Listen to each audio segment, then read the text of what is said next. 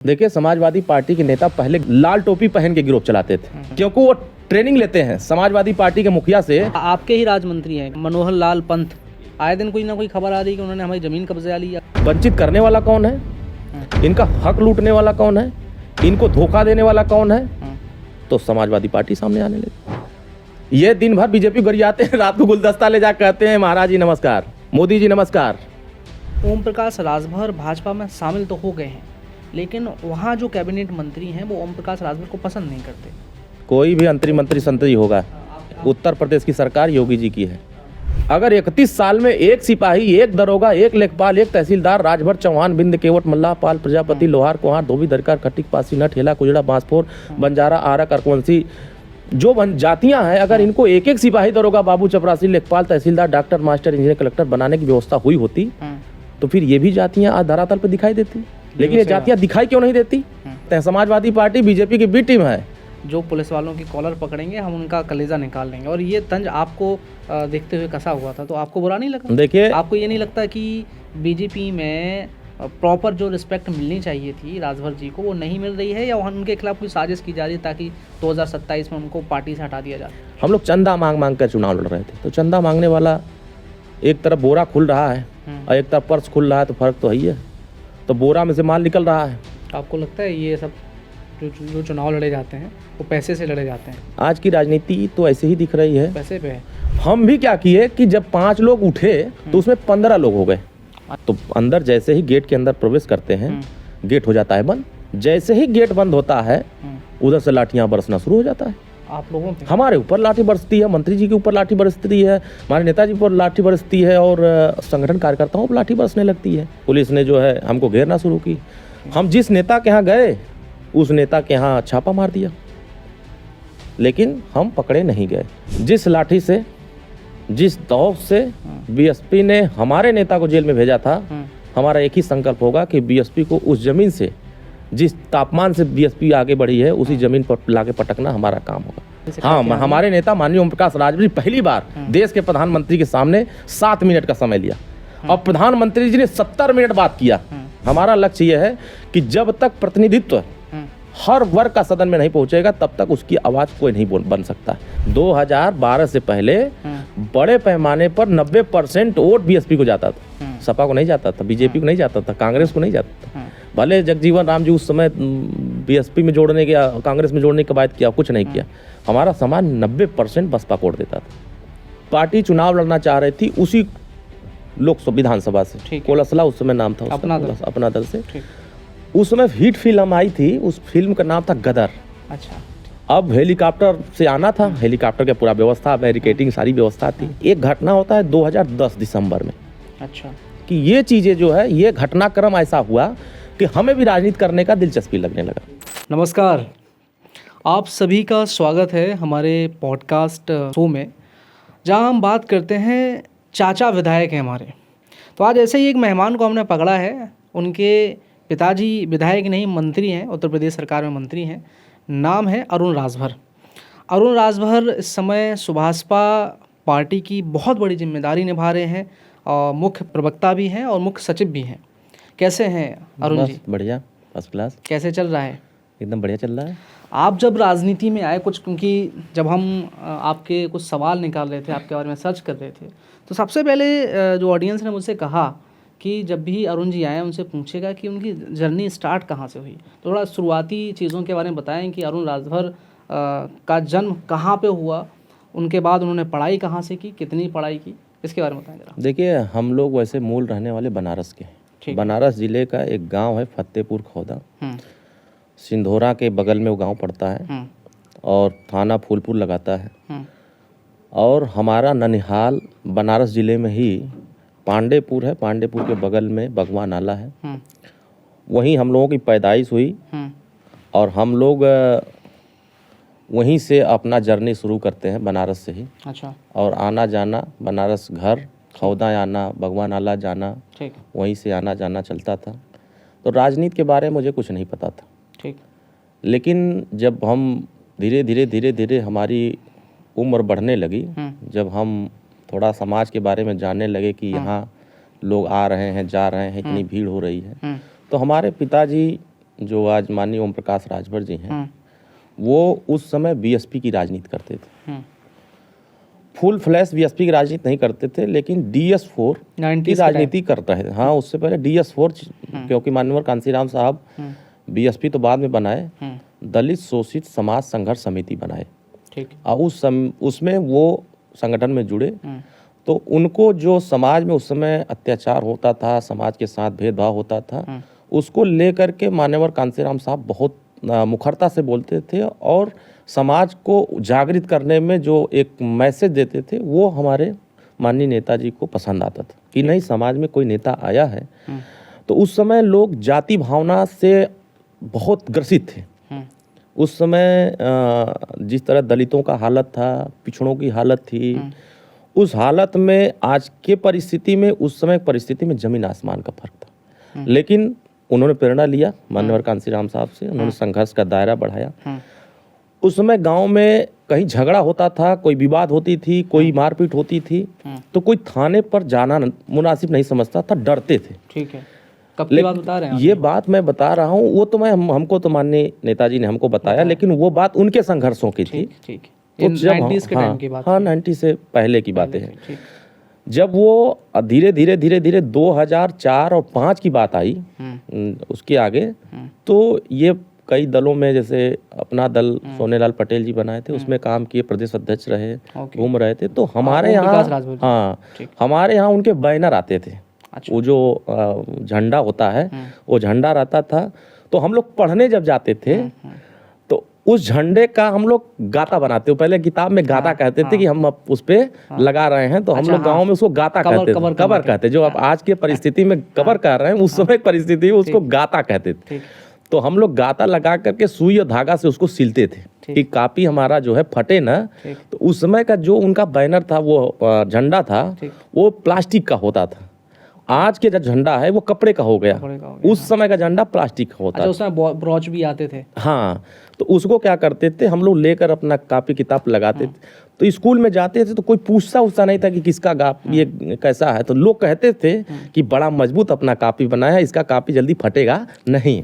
तो हम लोग जब आते थे तो हमारे घर बहुत सारे लोग आते थे, जैसे पार्टी के कार्यकर्ता, संगठन।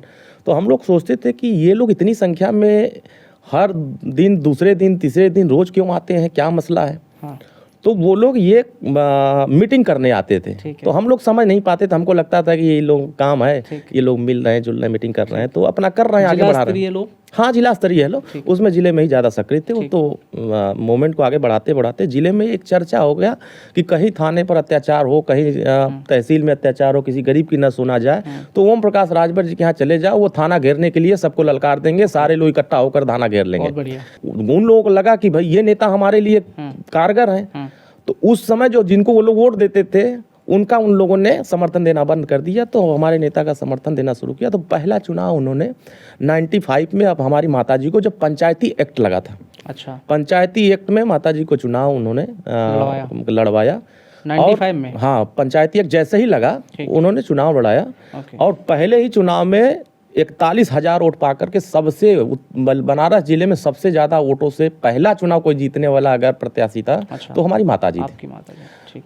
फिर वो लगा कि नहीं, हम जब एक जिले के पंचायत में, उस समय 42 गाँव, आपको राजनीति समझ में आती थी? हमें कुछ नहीं समझ में, हम तो बच्चे थे, हमको कुछ नहीं पता। बताते हैं लोग, हम लोग माताजी बताती है, पिताजी बताते कि इस तरह से हमारे साथ हम लोग संघर्ष किए।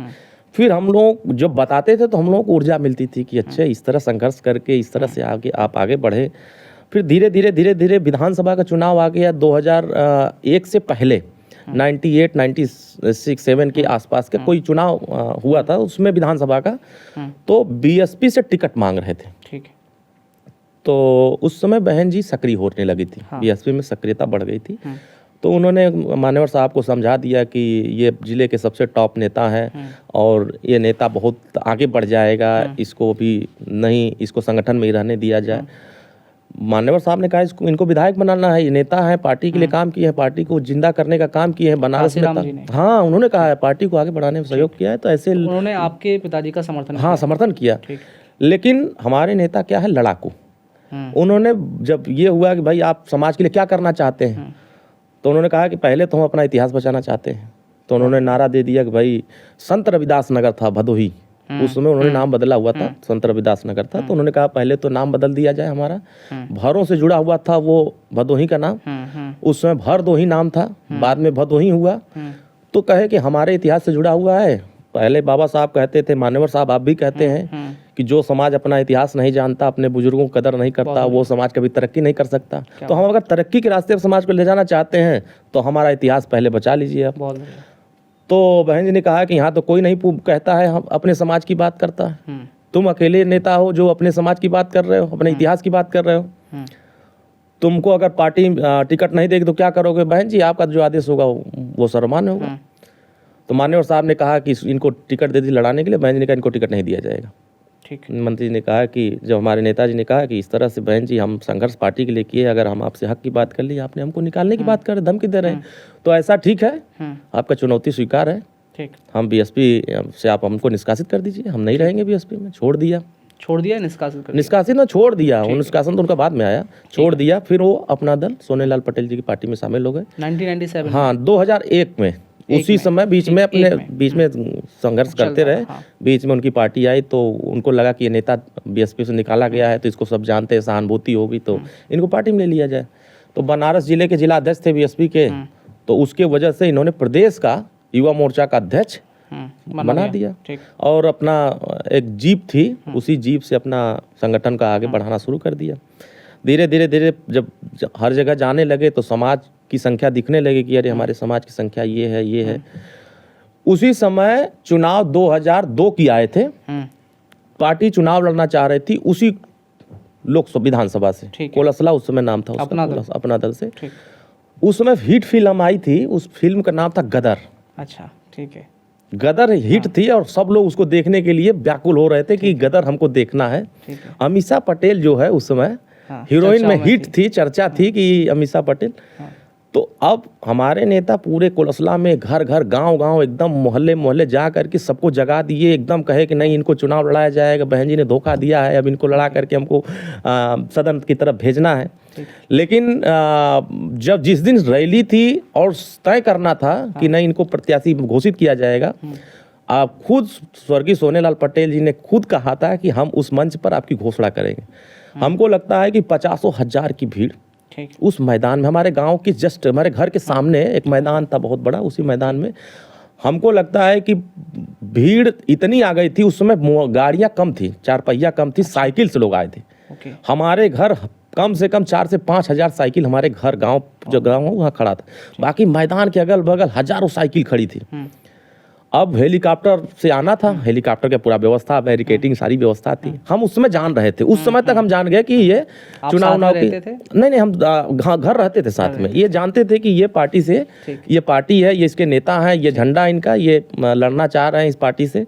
तो लोग हम लोगों को लेकर के मीटिंग में हम उस दिन मंच पर गए थे। नहीं तो जब स्कूलों में हम लोग देखते हैं कि जो मैं जब पढ़ता था तो हम लोग आपस में लड़ा करते थे कि देखिए हम इस पार्टी के हैं, आप उस पार्टी के हैं, तो ऐसा चलता नहीं। हम उस समय अपने स्कूल टाइम में ये पार्टी साटी कुछ नहीं होता था, कुछ नहीं था। घर पर ही है कि नेता आ रहे हैं तो वो लोग हमको खिलाते थे, मतलब लेके घूमते थे, इधर उधर करते थे, तो हम जानते थे कि ये पार्टी इनकी पार्टी। ये नहीं जानते ये राजनीति में क्या कर रहे हैं, विधायक कैसे बनते हैं, सांसद कैसे बनते हैं, क्या राजनीति करते हैं, इससे कुछ नहीं जानते।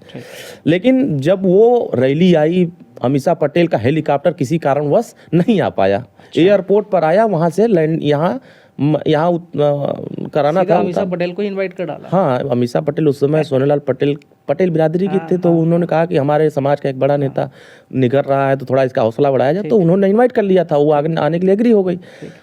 उसी समय उन्हीं के सामने घोषणा होना था कि आगामी कोलसला विधानसभा का प्रत्याशी ओम प्रकाश राजभर होंगे। लेकिन संजोग ये था कि उस दिन सोनेलाल पटेल जी को मैदान की भीड़ देख करके उनके जीभ में पानी आ गया। अब खुद लबर लबर करने लगे कि भैया हम यहाँ से विधायक बनना चाहते हैं। उनकी घोषणा करने के बजाय, हमारे नेता की घोषणा करने के बजाय वो अपना घोषणा कर लिए। अब अमीषा पटेल आई, हेलीकॉप्टर भी नहीं मिला, उनको सुमो से लाया गया था। अच्छा, उस समय सुमो, टाटा सुमो, वो टॉप ग्रेड की जो आज की फॉर्च्यूनर है, उस समय की वो टाटा जो है वो फॉर्च्यूनर थी।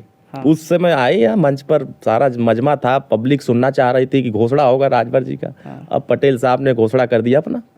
जिस गति से भीड़ आई थी उतनी गति से भीड़ वापस चली गई। अच्छा, पूरे मैदान में मात्र 500 लोग बचे थे जब तक वो भाषण दे रहे थे ठीक है। कि भूषण। ये जो मैं चीज़ देख रहा था, ये थोड़ा सा मैंने ज़्यादा नहीं पढ़ा इसके बारे में, तो लोग कहते थे कि वहाँ जो भीड़ इतनी ज़्यादा जुटाई गई, एक बड़ा नाम जो आपने बताया अमीषा पटेल का, उसकी वजह से आई थी। नहीं बिल्कुल नहीं। अब उस समय अमीषा पटेल के गाँव वाले नहीं जानते थे कि इनको बुलाया जा रहा है। फिल्म तो सब लोग देख ही रहे थे। नहीं, फिल्म उस समय गाँव में टीवी कहाँ थी? गाँव में उस समय मोबाइल नहीं था, गांव में उसमें टीवी नहीं थी। कम से हमको लगता है जो प्रभावशाली होंगे, जो धनवान होंगे, उन्हीं घर टीवी थी। सभी लोग उनके घर जाते थे टीवी देखने के लिए। तो उस समय लोगों को इतनी जागरूकता नहीं थी। उसमें हम लोग भी बहुत दूर दूर से बैटरी लाते थे और टीवी लगा करके। उस समय ब्लैक एंड व्हाइट थी। आज तो सब रंगीन देख रहे हैं, एचडी देख रहे हैं। उस समय ब्लैक एंड व्हाइट थी, तो ब्लैक एंड व्हाइट पर ही टकटकी लगा के देखते थे। तो मजा भी आता था। हाँ, उसके बाद जब ये घटना घटी कि नहीं, इनको टिकट नहीं दिया गया, तो हमारे नेताजी कुछ दिन तक इधर उधर घूमे, अपनी टीम के साथ बैठक किए। जिस दिन ये अपनी टीम को बुलाए, उस दिन मुझे समझ में आया कि लगता है कि इनके साथ अन्याय हुआ है। ये अपने टीम को बुला करके अब नई रणनीति बना रहे हैं। तब उन्होंने बनारस के एक सारनाथ पार्क है, उसमें महाराजा सुहेलदेव राजभर की एक मूर्ति लगी है। सभी लोगों ने तय किया, एक चाचा थे उनके पुराने संघर्षों के साथी थे, उन्होंने कहा कि ऐसा है कि देखिए, अपने दूसरे के प्लान में काम करने से बढ़िया है एक तिरपाल का अपना ही प्लान तैयार कर लिया जाए। दूसरे के घर में काम करने से बढ़िया है कि एक अपना ही घर तैयार कर लिया जाए। आज नहीं तो कल वो घर बड़ा होगा तो उसमें ये सब लोग उसमें शामिल होने के लिए आएंगे। लेकिन उनकी बात बड़ा अच्छा लगा। सभी लोगों ने कहा कि बिल्कुल सही बात है। तो पार्टी का नाम क्या रखा जाए, झंडा क्या रखा जाए, निशान क्या रखा जाए? तो पहले हमारा निशान छतरी था, चुनाव चिन्ह छाता। ठीक, छाता था, भारतीय समाज पार्टी था। ठीक, और पीला झंडा था। तो लोगों ने कहा कि इसको घोषणा किया जाए। कहाँ होगा घोषणा? चर्चा हो रही थी। ठीक है, बनारस के सारनाथ पार्क में जहाँ महाराजा सुहेलदेव जी का मूर्ति है, उसी जगह पर सब लोग चला जाए। मात्र 27 लोग गए थे। अच्छा। उस समय बनारस की जो क्रीम टीम थी, 27 लोग गए। वहीं से नारा लगाया, जय सुहेलदेव, ओम प्रकाश राजभर जिंदाबाद, भारतीय समाज पार्टी जिंदाबाद। और वहीं से कारवां स्टार्ट हुआ। पहला चुनाव हम लोग चुनाव लड़े थे जब पहला 2002 में, नहीं 3 में, पहला चुनाव 2003 में लड़े और उपचुनाव हुआ था। उस समय तक हमको लगता है कि हम 7-8 में पढ़ाई कर रहे थे। अच्छा।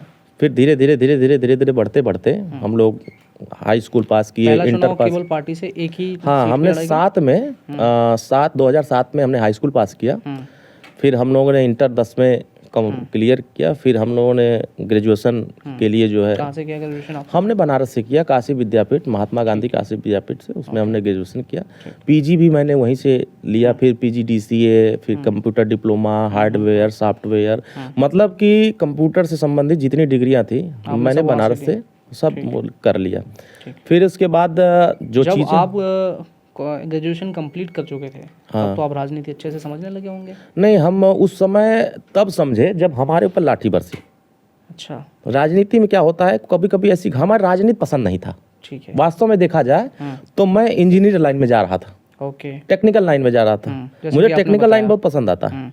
मैं इंजीनियरिंग लाइन में बहुत अच्छा, मैं पहले जैसे होता ना गांव में हमारे, हम लोग जाते थे गेहूं पिसाने के लिए, चावल पिसाने के लिए। उस समय आप खुद जाते थे? हाँ, मैं जाता था। मैं क्या होता, साइकिल लेता था और साइकिल पीछे बांधता था बोरा, क्या बात है, गठरी, और उसी में बांध करके उसको लेकर जाता था, पिसवा करके 10 किलो 15 किलो लेकर के आता था। उसमें घानी पर जैसे गल्ला होता था ना, वो कोल्हू पर तेल पिरवाने के लिए हम लोग 8 किलोमीटर तेल पिरवाने के लिए जाते थे और आते थे। उस समय हमारे पास साइकिल था, वो भी दादा की साइकिल थी। बड़ा मुसीबत से साइकिल मिलती थी चलाने के लिए, क्योंकि कभी कभी गिर जाते थे तो उनका पैडल टूट जाता था।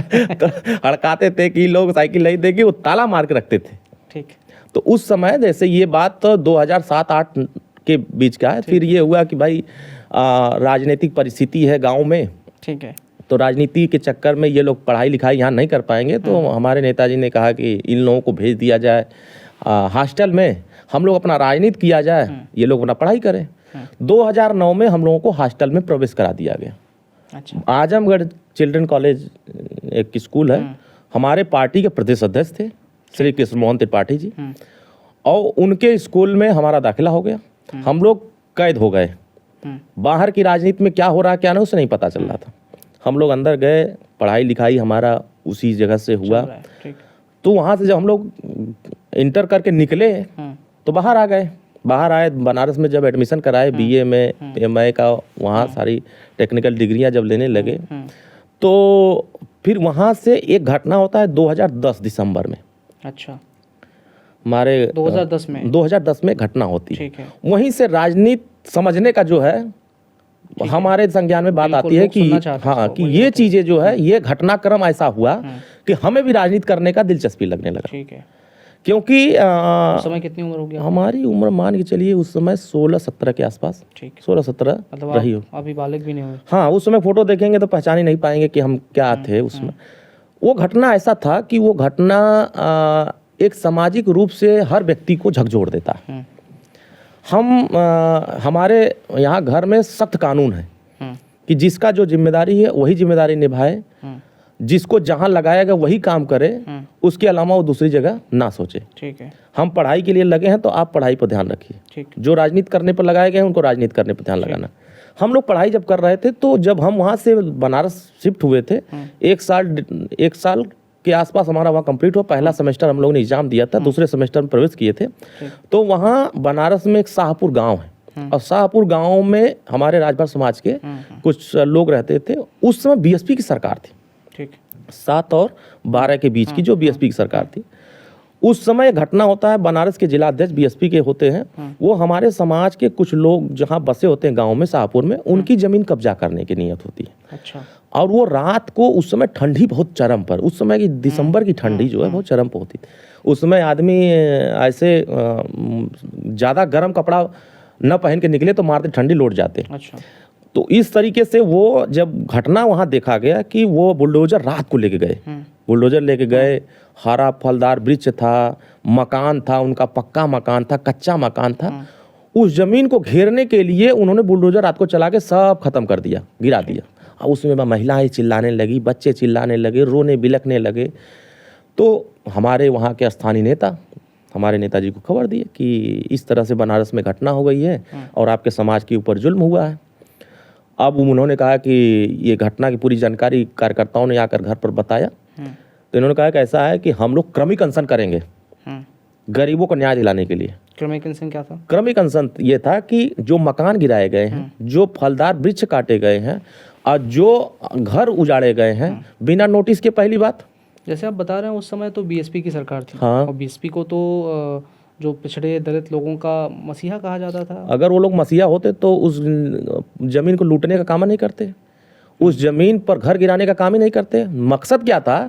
उस जिलाध्यक्ष के घर के सामने राजभरों का घर था, तो उनको बुरा लगता था। राजभरों से चिढ़ थी? हाँ, उनको चिढ़ थी, इसलिए चिढ़ थी। ओम प्रकाश उनके अध्यक्ष हैं? नहीं, वो नेता तो कर रहे होंगे। हाँ, उनका ये, उनको चिढ़ थी कि ये समाज को जोड़ने निकले हैं, इनको दबाओ, इनके पहले समाज पर अत्याचार करो, इनके नेताओं पर अत्याचार करो, खुद ही ये दब जाएंगे। तो नीयत उनकी वो थी।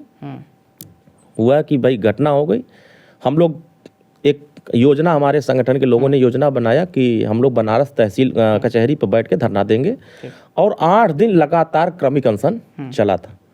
एक तो डर इधर था कि हमारे नेता ने कहा है कि मीटिंगों में नहीं आना है, सभाओं में नहीं आना है, लेकिन मेरे मन में उस दिन ऐसी ख्याल आया कि आदमी मेहनत करते हैं, इनकी बतिया लोग समझते हैं कि नहीं समझते हैं, जरा मैं भी चलूं इनकी सभा में, देखूं कि इनकी सभा में होता क्या है। ये बात देख ले गया। हाँ, पूरा मुंह बांध के गया, उसमें ठंडी का सीजन। हाँ, मुंह बांध के गया कि कोई चीने नहीं, कोई पहचाने नहीं, कि नहीं नेता देख लेंगे तो डांटेंगे। ठीक है, तो कि तुम यहाँ क्यों आ गए?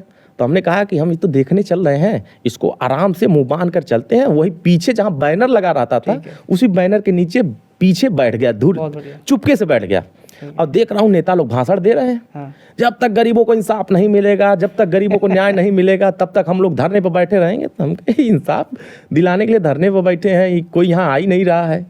हाँ। तो एक नेता बैठा, लोग थे उस समय? अरे हमको लगता है 10,000 के आसपास भीड़ रही होगी उसमें। 10,000 भीड़ रही होगी धरना पर बैठे हुए। एक नेता बैठा, दूसरा नेता ललकार रहा है, कमिश्नर साहब बाहर आओ, गरीबों को इंसाफ दिलाओ। तो हम लोग क्या पता था कि कमिश्नर उसमें क्या होते हैं। ठीक है, वहीं सर्किट हाउस बगल में था। उस समय बीएसपी के जो विधानसभा स्पीकर थे, उस समय जो परिवहन मंत्री थे, उसी सर्किट हाउस में उपलब्ध थे। उनका मैसेज डीएम साहब को आ रहा था, उनका मैसेज कमिश्नर को आ रहा था कि इनके आंदोलन को यही धराशायी कर देना है और इनका वजूद यही खत्म कर देना। ये मैसेज कमिश्नर साहब को आ गया। अब भाई नेता लोग गर्म थे, उस समय भाषण दे ही रहे थे, हम लोग सुन रहे थे। तब तक देख रहा हूँ कि फोर्स 4-6 थाने की फोर्स वहाँ इकट्ठा होने लगी। हम कहीं इतनी फोर्स तो कभी हम देखे नहीं थी, इतनी force, water cannon, fire brigade, ये वो तमाम आ रहे हैं, घेर लिया चारों तरफ से। तो बैठे बैठे हमको लगा कि इतनी भीड़, फोर्स, ये क्यों आ रहे हैं। फिर उधर से एक मैसेज आया कमिश्नर साहब के यहाँ से कि ऐसा है कि 5 लोग अपना पत्र लेकर के कमिश्नर साहब के यहाँ चलिए, बुलाया गया है, आप लोग अपना ज्ञापन दे दीजिए। हम भी क्या किए कि जब 5 लोग उठे तो उसमें 15 लोग हो गए। अच्छा। तो वो लोग नेता लोग आगे आगे चल रहे थे, हम पीछे पीछे चल रहे थे। ठीक है। तो अंदर जैसे ही गेट के अंदर प्रवेश करते हैं, गेट हो जाता है बंद। 15-16 लोग अंदर जाते हैं, हम जाते हैं, हमारा भाई डॉक्टर अरविंद राजभर जी जाते हैं, हमारे चाचा के लड़के भी जाते हैं, और 2-4-10 कार्यकर्ता रहते हैं, वो लोग जाते हैं। जैसे ही गेट बंद होता है, उधर से लाठियां बरसना शुरू हो जाता है। आप लोगों पे? हमारे ऊपर लाठी बरसती है, मंत्री जी के ऊपर लाठी बरसती है, हमारे नेताजी पर लाठी बरसती है, और संगठन कार्यकर्ताओं पर लाठी बरसने लगती है कि यहाँ राजनीति करने आए हो, नेतागिरी कर रहे हो, ये है, मतलब बदतमीजी करने लगे। अब भाई लाठी बरस रही है तो हम लोग क्या, ये साजिश थी कि आपको अंदर बुला लिया जाए, भीड़ से अलग बुला लिया जाए? हाँ, ये साजिश थी। वो साजिश के ही शिकार हम लोग हो गए कि हम लोग गए, हमको क्या पता था। जब ये पिटाई चालू हो गई तो हम भी लाठी उनका खींचे, पुलिस प्रशासन का, हम भी दिए 2-3 सोटा उनको, बल भर दिए हम भी, जितना दम था उस समय लपेट दिए उनको। लाठी बरस रही हमारे ऊपर, हम रोक रहे हैं, पीट मार रहे हैं, रोक रहे हैं, मार रहे हैं, रोक रहे हैं। हम अपने नेता को बचाने में लगे हुए थे। ठीक। तो तुरंत जो है वाटर कैनर बुलाया जाता है, और कमिश्नर तो मिलते ही नहीं है। तब तक सीओ सिटी आते हैं, सिटी मजिस्ट्रेट आते हैं, एडिशनल आते हैं, सीओ, तमाम अधिकारी आ जाते हैं। कोई किसी को गरिया रहा है, कोई किसी को गरिया रहा है। एक आदमी अधिकारी कहता है कि हाँ लाठी चार्ज नहीं होगा, खबरदार। तो एक आदमी लाठी चार्ज शुरू कर रहा है। खैर किसी तरीके से वहाँ लाठी चार्ज रोकने के लिए 4-6 बड़े अधिकारी आए, वो कहे कि लाठीचार्ज बंद करिए, लाठीचार्ज, सबको पहटने लगे। आप लोग घायल हुए उस समय? हाँ, हमारे कार्यकर्ता का हाथ टूट गया, हाथ, ये अंगूठा निकल के फेंका गया, हमारा हाथ टूट गया, हमारे नेताओं का पीठ का रीढ़ का हड्डी टूट गया, हमारे कई कार्यकर्ताओं का हाथ पैर फ्रैक्चर हो गया। मतलब हम लोग जितने लोग थे सभी लोग घायल अवस्था में हो गए थे। सिर्फ हमारे हम नेता के बचाने में हम लोग घायल हो गए थे। हम अपने नेता को बचाने में, हाँ, हमने अपने नेता को, सारे लोग बैरिकेडिंग कर लिए थे, पिटाई हो रही थी, चारों तरफ से लाठी बरसती थी, अपने नेता को बचा रहे। नेता हमारे आगे बढ़ते चले जा रहे, हम लोग हर जगह बचा रहे थे, लेकिन उनको भी 2-4 लाठियां बरसी थी। फिर उसके बाद सीओ सिटी और सिटी मजिस्ट्रेट कहते हैं कि इन सालों को ले चलो, थाने में बंद करो। थाने में ले जाने की बात होती है। हमारे कार्यकर्ता जोश में रहते हैं, गुस्से में रहते हैं। मंत्री जी, हमारे नेताजी कहते हैं कि हाँ ठीक है, चलो हम आगे चलते हैं, हमें गिरफ्तार करो पहले। ठीक है। वाटर कैनन आती है, सबको वाटर कैनन में बैठाया जाता है, 9 लोग गिरफ्तार होते हैं। ठीक है। हमको चढ़ाते हैं, ठेल के ऊपर चढ़ाते हैं, हाँ तो बस छूट जाता हूँ, सट से नीचे गिर गया, और नीचे छूटा, टायर के नीचे से मैं भीड़ की तरफ भाग गया। अच्छा। जब भीड़ की तरफ भागा, पब्लिक भाई उस समय गुस्सा में थी। ठीक है। पब्लिक, कोई कह रहा था कि नहीं हम लोग थाना फूंक देंगे, कोई कह रहा था ये कर देंगे। हमने सबको शांत बनाया। हम लोग संविधान को मानते हैं। बाबा साहब ने हमें अपराध करना नहीं सिखाया है, हमें कानून के रास्ते पर चलना सिखाया है। हम सभी लोग कानून के रास्ते पर चलेंगे, और हम लोग इस तरह की घटनाओं को, हम जब तक हमारे नेता जेल से, थाने से रिहा नहीं हो जाते हैं, तब तक हम लोग यहाँ से हिलेंगे नहीं। ठीक है। जनता को हमने समझाया, जनता को बैठाया, और जनता के बीच में पुलिस हमको खोजने लगती है। दौड़ा करके खोजने लगती है, क्योंकि भीड़ ज़्यादा है। भीड़ खड़ी थी, हम भी उसी में घुसे थे, कहाँ आप खोजेंगे। उसमें मेरा हाथ टूटा हुआ था, उसमें हाथ टूटा, दर्द बहुत तेज हो रहा था।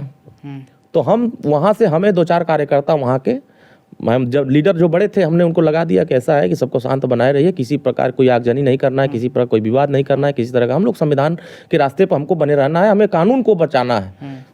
किसी ने कुछ नहीं किया। उसी के बचाने के बाद हम चले गए अपने एक नेता घर।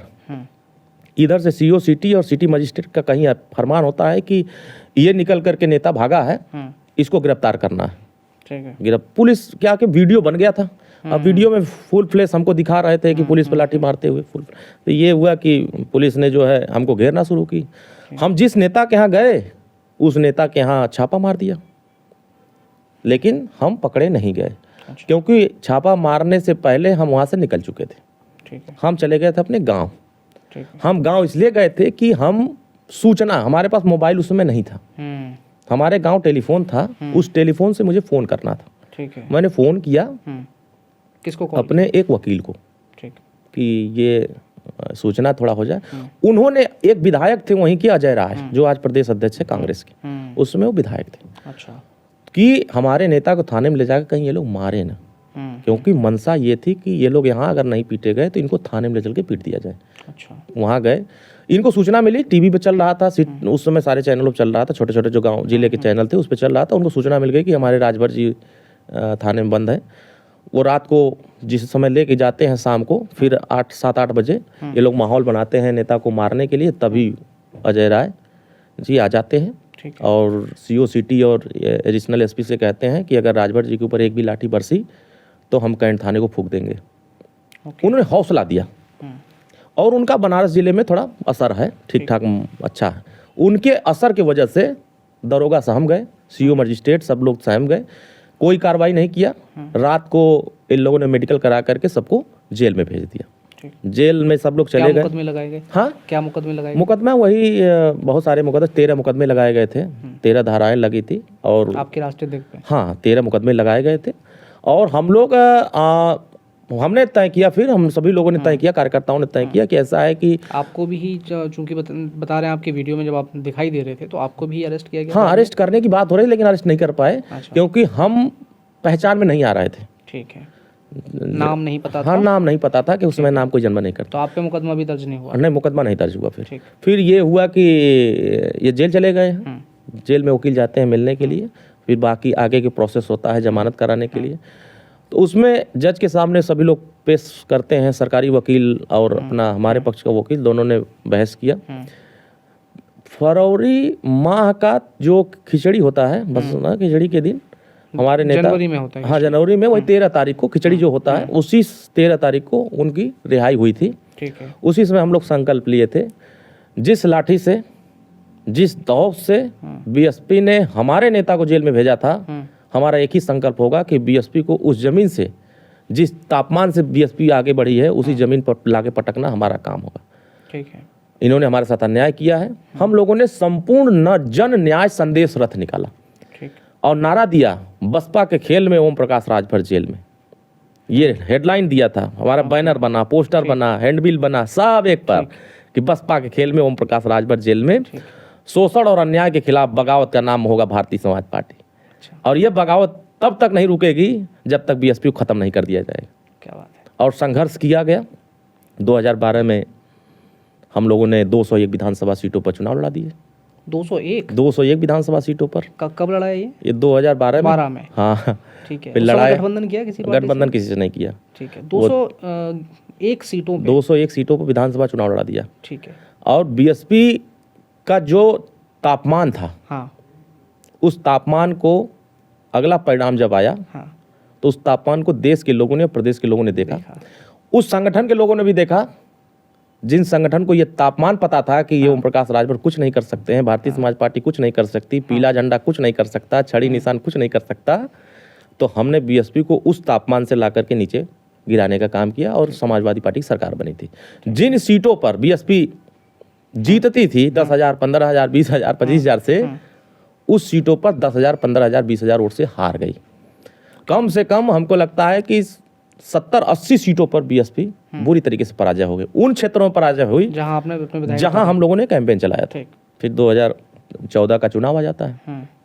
14 में हम लोग अपना 19 सीटों पर, 32 सीटों पर अकेले लड़ते हैं। तब तक बीच में गठबंधन 14 में NDA से गठबंधन किया या बाद में किया? नहीं, 14 के बाद किया। 14 में हम लोगों ने एक छोटे छोटे मोर्चा बनाए जा रहे थे कि छोटे छोटे मोर्चा बने, उसमें सब लोग समाहित हो, बहुत सारी पार्टियां। इस धरती का कोई ऐसी पार्टी नहीं है जो हमारे मंच पर न आया हो। ठीक है। राष्ट्रीय राजनीति में जो भी पार्टियां हैं, सभी पार्टियां हमारे मंच पर आई, चाहे वो कांग्रेस हो। आपके मंच पे आई? हमारे मंच पर। यही तो शर्त है। ठीक है। कि हम दूसरे के मंच पर नहीं जाते हैं, हम अपने मंच पर लोगों को बुलाते हैं। और यही शर्त पर समझौता भी BJP से हुआ था। ठीक है। कि हम आपका मंच साझा नहीं करेंगे, पहले आप हमारे मंच पर आइए, हमारी चीज़ों को देखिए, हमारी ताकत को देखिए कि ये ताकत हमारी क्या है। तो वही अकेले लड़े, लेकिन जो लक्ष्य हमारा था, हमारा समाज बड़े पैमाने पर BSP के साथ था। 2012 से पहले बड़े पैमाने पर 90% वोट बीएसपी को जाता था, सपा को नहीं जाता था, बीजेपी को नहीं जाता था, कांग्रेस को नहीं जाता था। भले जगजीवन राम जी उस समय बीएसपी में जोड़ने के, कांग्रेस में जोड़ने की बात किया, कुछ नहीं किया। हमारा समाज 90% बसपा को वोट देता था और एक मुश्त वोट देता था। मिलता क्या था? एक तो टिकट, एक तो मंत्री, एक तो टिकट, एक तो मंत्री। हमारे समाज के लोग भी उसी में पागल हो जाते थे। जब उनको सामाजिक चेतना और राजनीतिक भागीदारी दिखाई देने लगा कि पीला झंडा, छड़ी निशान, ओम प्रकाश राजभर, ये हमारे समाज की एक पहचान बना सकते हैं, तो वही नारा लगा था कि सभी दलों ने अपने महापुरुष के नाम पर नारा लगाया कि भाई जय समाजवाद तो सरकार सपा की, जय श्री राम भाजपा की सरकार, जय भीम तो बसपा की सरकार। तो फिर हम जय सोहलदेव क्यों नहीं लगाते हैं? तो नारा ये कब चालू हुआ? ये नारा 2002 में चालू हो गया था, लेकिन प्रचलित धीरे धीरे हुआ।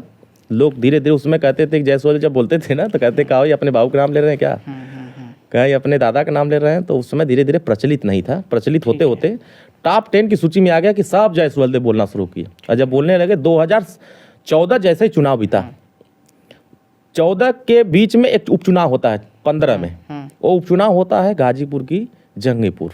ठीक है। जो वहाँ के विधायक थे वो उनका एक्सपायर हुए थे, उन्हीं की सीट पर चुनाव हो रहा था।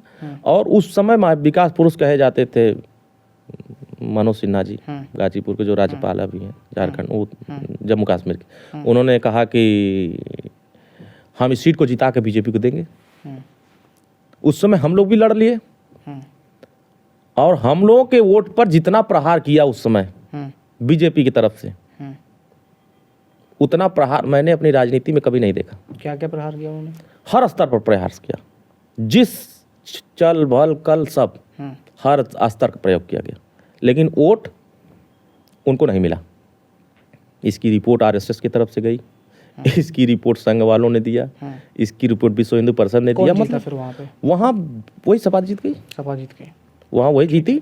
लेकिन ये जितना वोट से हारे उसका दोगुना वोट हमारे पास आ गया। जैसे आपने बताया भी कि सोहेलदेव जो पार्टी है उसका जो मेन एजेंडा है, जो मेन काम है, गरीबों को न्याय दिलाना, गरीबों की लड़ाई लड़ना। 2017 में आप बीजेपी से गठबंधन कर लेते हैं, क्या रीज़न था? बीजेपी से गठबंधन करने का रीज़न ये था कि जो वंचित वर्ग है, उत्तर प्रदेश में 38% अति पिछड़ा वोट है। ठीक है। और 3 अक्टूबर 2013 को इलाहाबाद हाई कोर्ट का एक फैसला आता है। उस फैसले में तमाम भर्तियों का जिक्र होता है कि इस भर्ती में group A, group B, group D, group C, इन भर्तियों में बड़े पैमाने पर समाजवादी पार्टी और बीएसपी की सरकार अपने समुदाय को अकेले लाभ देने का काम किया। ठीक है। जिसमें दलित वर्ग में जो अति दलित वोट है उसको कुछ नहीं मिला, पिछड़े वर्ग में जो अति पिछड़ा वो वर्ग है उसको कुछ नहीं मिला। फिर यह रिपोर्ट हमने जनता के बीच में प्रस्तुत करना शुरू किया कि अपनी आबादी से ज़्यादा अगर आरक्षण का लाभ, अपनी आबादी से ज़्यादा अगर नौकरियों का हिस्सा अकेले ये ले रहे हैं सरकार बना के, तो फिर ये समाज के बीच में जा कर के उस समाज को समझाते कैसे हैं, इस समाज को कैसे गुमराह करते हैं। उस गुमराहियत को हमने समाज के बीच में रखा कि अगर मंडल कमीशन लागू हुआ, बीपी सिंह जी ने 89 में जब आरक्षण की व्यवस्था किया कि 27% पिछड़े वर्गों को आरक्षण मिलेगा, जो छूटे हुए लोग हैं उनको भी आरक्षण का लाभ मिलेगा। फिर इस आरक्षण से 31-32 साल हो गया, वंचित क्यों रखा गया? वंचित करने वाला कौन है?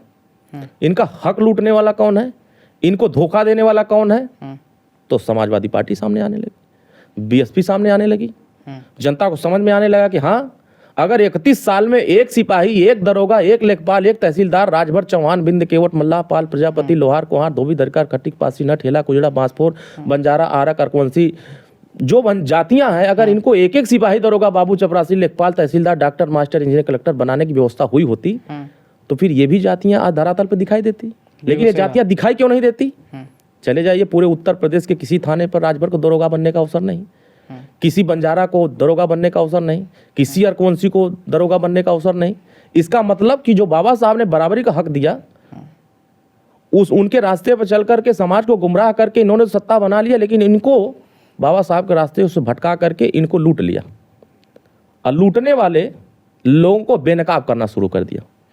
फिर हम लोगों ने जनता के बीच में जाके कहा कि जनता आप जज हो, इस देश के फैसला देने वाले आप हो, मालिक आप हो, वोट आप देते हो, नेता आप चयन करते हो। नेता जब दिल्ली और लखनऊ जाता है तो आपके हक अधिकार की बात नहीं करता है। देखो हमारे नेता माननीय ओम प्रकाश राजभर जी, हमारी पार्टी आपके हक और अधिकार की बात करेगी। बीजेपी को लगा कि नहीं, यहाँ जहाँ पिछड़े अति पिछड़े वर्गों के साथ धोखा हुआ है, दलित अति दलित के साथ धोखा हुआ है, उसमें से इन समाज को जोड़ने के लिए राजभर का सहयोग लिया जाए। गठबंधन हुआ, 8 सीटें मिली, 4 सीटें हम लोग जीते, मंत्री बनाए गए पिछड़ा वर्ग और दिव्यांगजन सशक्ति का। 8 सीटें कैसे हार गए आप? 8 4 सीटें कैसे हार गए 8 में? इसमें से 4 सीटें हम लोग हार इसलिए गए कि कुछ हमारे संगठन की कमजोरी थी और कुछ हमारे आपसी सामंजस्य न बनने की वजह से, क्योंकि नए नए हम लोग राजनीतिक मैदान के खिलाड़ी थे। कुछ चीज़ें हम लोग धोखा में हो गए, 2000, 1500, 2500, 3000 धन से कमज़ोर हो गए, पैसा से कमज़ोर हो गए। इसी की वजह से चुनाव हार गए, क्योंकि हमारे जो कार्यकर्ता चुनाव लड़ रहे थे उनके पास पैसे नहीं था। हम लोग चंदा मांग मांग कर चुनाव लड़ रहे थे। तो चंदा मांगने वाला एक तरफ बोरा खुल रहा है और एक तरफ पर्स खुल रहा है, तो फर्क तो है ही है। तो बोरा में से माल निकल रहा है। आपको लगता है ये सब जो चुनाव लड़े जाते हैं वो पैसे से लड़े जाते हैं? आज की राजनीति तो ऐसे ही दिख रही है, पैसे पे है कि जितना पब्लिक के बीच में आप जाएंगे, भौकाल दिखाएंगे, जलवा दिखाएंगे और ये सब दारू मुर्गा पैसा पर लोगों को देंगे तो लोग वोट देते हैं। लेकिन हमारे समाज का और हम लोग पार्टी के लोग न दारू देते हैं, न मुर्गा देते हैं, न पैसा बांटते हैं, हम विचार बांटते हैं। तो विचारों से वोट लेता हूँ। हम तो सावधान करता हूँ, 2000 दारू मुर्गा कच्चा वोट, ठीक है, और आपका जो संवैधानिक वोट है सुरक्षित अपने परिवार को करते हैं, ये पक्का वोट है। अपने वोट की करो। 2017 में आप बीजेपी में आए, सरकार बनाई और आपके पिताजी मंत्री भी रहे, ठीक है, कैबिनेट मंत्री रहे। इसके बाद ऐसा क्या हो गया कि 2022 में आपको जो है संगठन से तोड़ना पड़ा और दूसरी पार्टी के लिए और देखना पड़ा, जिस पार्टी का भी आप बता रहे हैं कि वो पार्टी ठीक नहीं थी, उन्होंने एक पर्टिकुलर समाज को आगे बढ़ाने का काम किया? देखिए, मुझे उस समय का ये घटना समझ में आता है कि जिस लड़ाई को लेकर हम वहाँ गए थे, सामाजिक न्याय समिति की रिपोर्ट, जब अति पिछड़े और अति दलित को न्याय दिलाने के लिए गठबंधन हुआ था, तो फिर जब सत्ता अति पिछड़े अति दलितों को ने बनाया, तो फिर इनके हक के लिए काम शुरू क्यों नहीं हुआ? हमारे नेता कभी झुक करके राजनीति नहीं करते, खुल के राजनीति करते हैं। जो दिमाग में है, जो दिल में है, वो जुबान में है। अपोजिशन वाले कहते हैं कि बीजेपी या एनडीए गठबंधन है वो स्वर्ण समाज को प्रमोट करता है, उन्हीं की पार्टी है, निचले पायदान के लोगों की पार्टी नहीं है ना, निचले पायदान के लोगों की वहाँ पे इज्जत है। देखिए, अगर दूसरे पार्टियों की बात करेंगे तो स्वर्गीय मुलायम सिंह यादव जी जनेश्वर मिश्रा जी को प्रमोट किए। समाजवादी पार्टी उठा के देखिए, अभी प्रतिपक्ष नेता किसको बनाया है? माता प्रसाद पांडे जी। ये कौन है? पीडीए है, यही इनका पीडीए है। वास्तव पीडीए देखिए, इनका सच्चाई यही पीडीए का। राज्यसभा देखिए, चाचा वहाँ कब्जा किए हैं। विधानसभा में देखिए, वो कब्जा किए हुए हैं। 5 सांसद है, परिवार डेवलपमेंट अथॉरिटी वाले कब्जा किए हैं। कहाँ गए पीडीए? अभी 7 लोकसभा विधानसभा उपचुनाव हुआ, 7 उपचुनाव हुआ, कहाँ गए पीडीए? नहीं, अभी उनका आप उठा के देखिए, कहीं कुछ नहीं। आप उनको लोकसभा में देख लीजिए, उन्होंने पीडीए में टिकट नहीं दिए हैं। पीडीए में टिकट जीते भी हैं। वो तो धोखा में जीत गए सब ना। अंधे के हाथ में बटर लग गया। सबसे ज्यादा किसको टिकट बांटी उन्होंने? स्वर्ण समाज को बांटी, पीडीए को बांटी, जिसको बांटी, अल्पसंख्यकों को बांटी, सबको तो बांटी। देखिए, जिसको उन्होंने बांटा, 2024 का चुनाव ऐसा हो गया कि ये अंधे के हाथ में बटेर लग जाना। अच्छा, क्यों? बहुत बड़ी बात बोल रहे हैं। हाँ, ये अंधे के हाथ में बटेर लग जाना, ये विपक्ष के हाथ लग गया था। वो चिल्लाने लगे, डफली बजाने लगे, जेबा में संविधान लेके घूमने लगे। ठीक, भारतीय समाज पार्टी संविधान को सर माथे पर लेके चलती है, लेकिन संविधान मानते हैं ये लोग। प्रमोशन में आरक्षण किसने खत्म किया था, जरा पूछिएगा समाजवादी पार्टी से। बाबा साहब के संविधान लेके जेबा में घूमते हैं। पूछिए कि जब सरकार थी, अंबेडकर पार्क को गिरा करके क्या बनाने की बात हो रही थी, उनसे पूछिएगा कि उत्तर प्रदेश में मानवर कांसीराम साहब के नाम पर जितने जिले बने गए थे, उन जिलों का नाम क्यों बदला गया था? पिछड़े महापुरुष, मैं चैलेंज करता हूं कि समाजवादी पार्टी अपने बैनर पर कभी महाराजा सुहेलदेव राजभर का फोटो नहीं लगा सकती। वो तो कहते हैं हम, हमारे पास तो सबका सम्मान है, सुहेलदेव जी का नहीं देते हैं सम्मान। ये जानते हैं क्या है? का सम्मान है, इनका कांसीराम जी का भी इनका सम्मान बस इतना है, गले में माला, विचारों पर ताला। इनका यही सम्मान है। आपको लगता है कि उनके विचार जो है खत्म हो रहे हैं? बिल्कुल खत्म हो गए। इनका विचार औरंगजेब से मिलता है, इनका विचार हुमायूं से मिलता है, इनका विचार अकबर से मिलता है, इनका विचार जो है सलार मसूद से मिलता है। फिर जब उनका विचार इनसे मिलता था, आपको पता है फिर क्यों आप दोबारा? हाँ, इसलिए गए थे कि वो नारा दिए थे, नई सपा है नई हवा है। हम तो जब साथ चले गए तब मुझे पता चला कि तो वह पुरानी सपा है। अच्छा, नारा दे के आए थे। बोलिए, नारा नहीं दिया था इन्होंने, नया नारा दिया था कि हम नई सपा नई हवा लेके आ रहे हैं। तो हमको भी लगा कि नई सपा में हमारे समाज के अति पिछड़े वर्गों का कल्याण हो जाएगा। हम तो अति पिछड़े वर्गों को टिकट मांग रहे थे कि आप प्रजापति को टिकट दीजिए, आप कश्यप को टिकट दीजिए, आप पाल को टिकट दीजिए, आप नाई को टिकट दीजिए, अर्कवंशी को टिकट दीजिए, बंजारा को टिकट दीजिए। आज की राजनीति में चैलेंज करता हूं कि समाजवादी पार्टी एक भी बंजारा को 4 बार के कार्यकाल में एक भी विधायक का टिकट नहीं दिया, जिला पंचायत का टिकट नहीं दिया। अब वोट सबका चाहिए, एक भी अर्कवंशी को टिकट नहीं दिया। उनका कहना है कि जो व्यक्ति वहां जीतेगा हम उनको टिकट देंगे, वोट खराब क्यों करवाएंगे? नहीं तो तब बात करते हैं। ये तो बात सही आ गया। तब इसका मतलब आप उनका धोखा मोट लेना चाहते हैं। नहीं, हम नहीं लेना झूठ बोलते हैं, इसका मतलब पब्लिक के बीच में झूठ पहुंचाते हैं कि नहीं टिकट नहीं दोगे, अब वोट चाहिए। ये तो संभव नहीं है। अब टिकट भी चाहिए, वोट भी चाहिए, और समाज के बीच में सम्मान भी चाहिए। ये नहीं होगा गले में माला विचारों पर ताला। आपकी विचारधारा क्या है? हमारी विचारधारा स्पष्ट है कि वंचित वर्गों को सामाजिक न्याय के स्तर पर खड़ा करना। जो अंतिम कतार में व्यक्ति खड़ा है, जो पंडित दीनदयाल की सोच थी, जो सोच मान्यवर कांसीराम की थी, जो सोच डॉक्टर अंबेडकर की थी, उसी सोच को आगे बढ़ाते हुए माननीय ओम प्रकाश राजभर जी इस विचार को आगे बढ़ा रहे हैं कि जितने वंचित वर्ग हैं, जितने पिछड़े पछाड़े गए लोग हैं, जितने शोषित वर्ग हैं, उन वर्गों को विकास की मुख्य धारा में लाने के लिए हम प्रयास कर रहे हैं। हमारा लक्ष्य यह है कि जब तक प्रतिनिधित्व हर वर्ग का सदन में नहीं पहुंचेगा तब तक उसकी आवाज कोई नहीं बन सकता।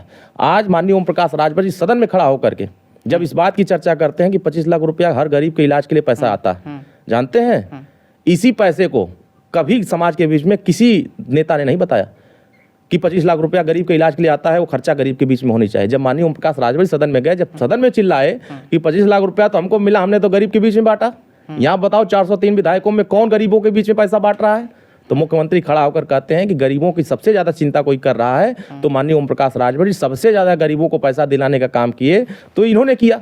वही मुख्यमंत्री जी की पार्टी से कई लोगों ने ये कहा, जब आपने पार्टी से गठबंधन तोड़ा और आप सपा में शामिल हुए, कहा ओम प्रकाश राजभर जी जब तक यहाँ मंत्री थे उनको लग रहा था कि सरकार बदल जाएगी या कुछ हो जाएगा, तो मलाई यहाँ छानी, इसके बाद वो सपा में चले गए कि सपा की सरकार बनने वाली है तो वहाँ मलाई छानी। नहीं, वहाँ हम राजनीतिक भागीदारी मांग रहे थे। हाँ, वास्तविक कितनी टिकट पे चुनाव लड़ा था? देखिए, हम लोग 16 सीट मांगे थे।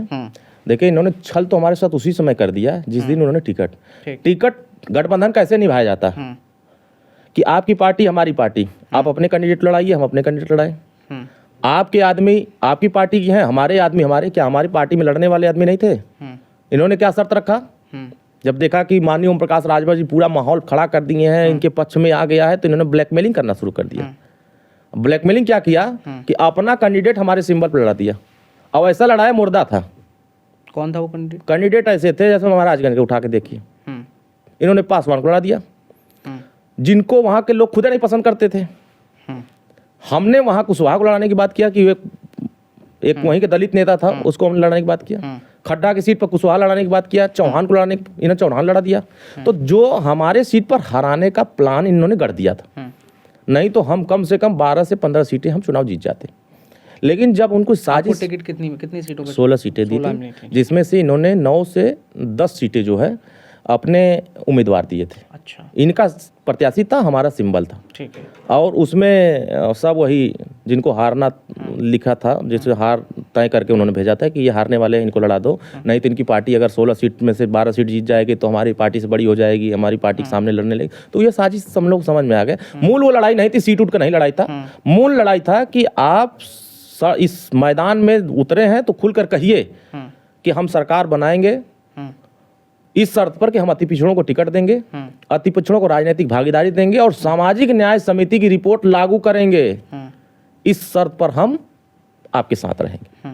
जब उन्होंने मंच पर बोलना बंद कर दिया तो माननीय ओम प्रकाश राजभर जी चिल्लाते थे मंच पर, तो ये मुस्कुराते थे, हंसते थे, ऐसे ऐसे बाँह मोड़ते थे, टोपी ऐसे ऐसे 12 बार करते थे, हाथ ऐसे ऐसे करते थे, बुझा रहा था कि सिनेमा की शूटिंग हो रही है।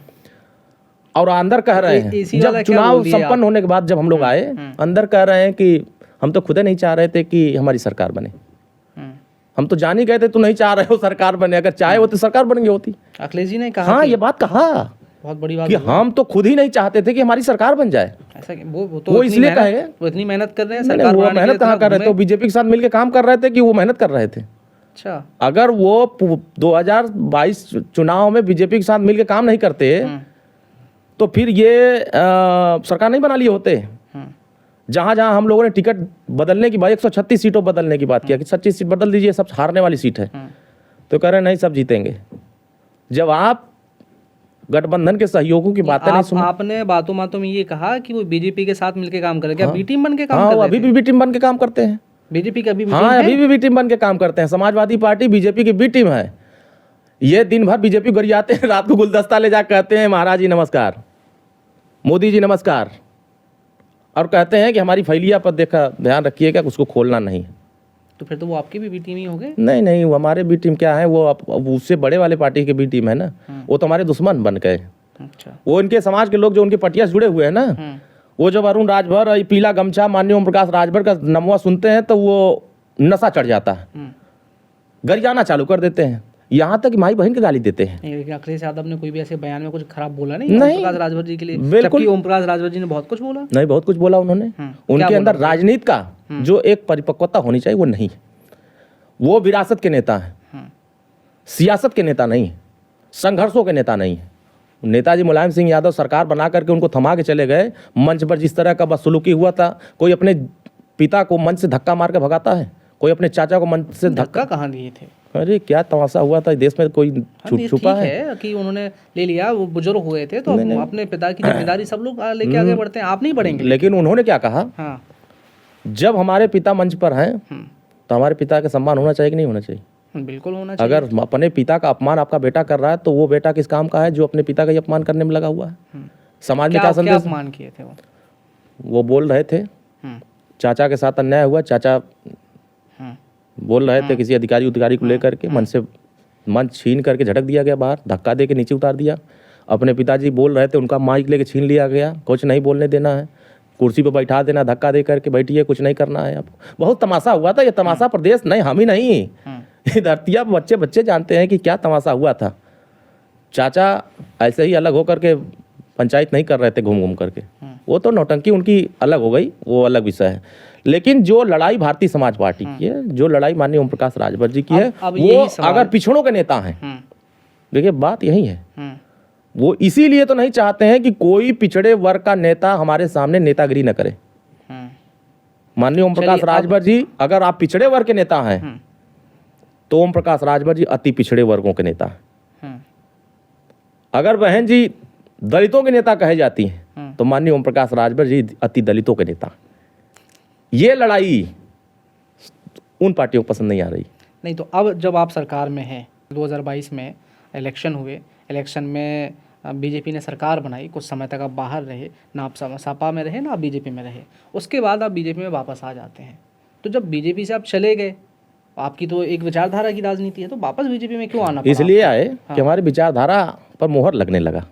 हाँ, अभी काम हो रहा है दलितों हाँ का बिल्कुल, इसलिए लगने लगा कि जो काम कांग्रेस को कर देना चाहिए, जो काम सपा बसपा कर देना चाहिए, हमारे लड़ने के बाद, हमारे संघर्ष करने के बाद, हमारी आवाज उठाने के बाद, देखिए हमने समाज को कुछ दिया नहीं हो, लेकिन आवाज को हमने उनको एक स्वर दिया, साहस दिया, संघर्ष करने का रास्ता दिया, और सफल हुए हम उस दिन जब इस देश में पिछड़े वर्ग को संवैधानिक दर्जा लोकसभा और राज्यसभा से पास करा करके राष्ट्रपति के पास फाइल भेजी गई थी कि पिछड़े वर्ग का जो पिछड़ा वर्ग आयोग है उसको राष्ट्रीय संवैधानिक दर्जा दिया गया। और संवैधानिक दर्जा देने के बाद जो लड़ाई हम यहाँ लड़ रहे थे 2017 से लेकर के, उस लड़ाई को मोदी जी ने आगे बढ़ाने का प्रयास किया। रोहिणी आयोग का गठन किया। रोहिणी आयोग में 27% पूरे देश भर में, इस बात को पूरा हो जाने दीजिए, पूरे देश भर में हर राज्यों में पिछड़े वर्गों की अलग अलग राज्यों में अलग अलग समीकरण, अलग अलग स्थितियां, अलग अलग समाज की संख्या। इन्होंने कहा कि हम एक राज्य में अगर इस काम को करेंगे तो अन्य राज्यों के लोग विरोध करेंगे। इन्होंने कहा हम राष्ट्रीय स्तर पर करेंगे तो देश के लोगों के बीच में एक अच्छा मैसेज जाएगा। राष्ट्रीय स्तर पर इन्होंने सर्वे कराया, पूरे देश भर में 6 साल लगा। हमारे हटने के बाद 6 साल लगातार उस पर इंद्राणी कुलकर्णी चीफ जस्टिस थी पूर्व की, उनके नेतृत्व में प्रधानमंत्री की अध्यक्षता में यह काम चल रहा था।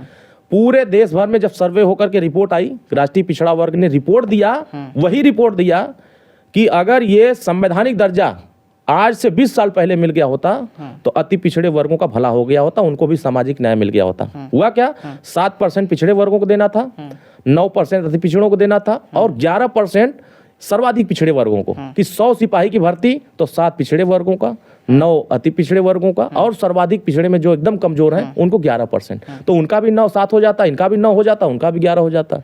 यह बात सबको समझ में आ गई, सभी राज्यों के लोगों को यह बात समझ में नहीं, ये प्रधानमंत्री की मंशा है कि सभी अति पिछड़ों को लाभ पहुंचाया जाए। जब वो हमारे विचारधारा को मोहर लगाना शुरू कर दिए, अप्रूवल हो गया उसका? हाँ, बिल्कुल अप्रूवल हो गया, इस राष्ट्रीय संवैधानिक दर्जा मिला। अब इस पे चर्चा किसको करने की जरूरत है? हम तो दिल्ली में है नहीं, समाजवादी पार्टी के मुखिया खुद दिल्ली में है। ठीक है, प्रधानमंत्री से बोले कि राष्ट्रीय पिछड़ा वर्ग आयोग को संवैधानिक दर्जा दे दिया तो रोहिणी आयोग की रिपोर्ट लागू करिए। कभी आपने सुना अपने जुबान से कि श्री अखिलेश यादव जी या श्री रामगोपाल यादव जी, श्री शिवपाल यादव जी कभी बोले हों कि रोहिणी आयोग की रिपोर्ट लागू होनी चाहिए? क्यों? वो जानते हैं जिस दिन रोहिणी कमीशन लागू हो जाएगा उस दिन देश में अति पिछड़ों का नेता कोई बनकर उभरेगा तो माननीय ओम प्रकाश राजभर उभरेंगे। इसी डर से ना समाजवादी पार्टी इस पे बोलना चाहती है, ना कांग्रेस पार्टी। क्या बोलते हैं? जाति जनगणना होना चाहिए, जाति जनगणना होना चाहिए, यही ना बोलते हैं। अरे सरकारवा रहा तो हार तो कराने दिए होते जाति जनगणना। उत्तर प्रदेश में 4 बार सरकार थी तब जाति का ज शब्द नहीं जुबान पर आया। 50 साल सरकार थी केंद्र में तो जाति का ज शब्द सब जुबान पर नहीं आया। जब माननीय ओम प्रकाश राजभर जी ने कहा कि सभी जातियों को हिस्सा मिलना चाहिए तो जाति का ज शब्द आने लगा।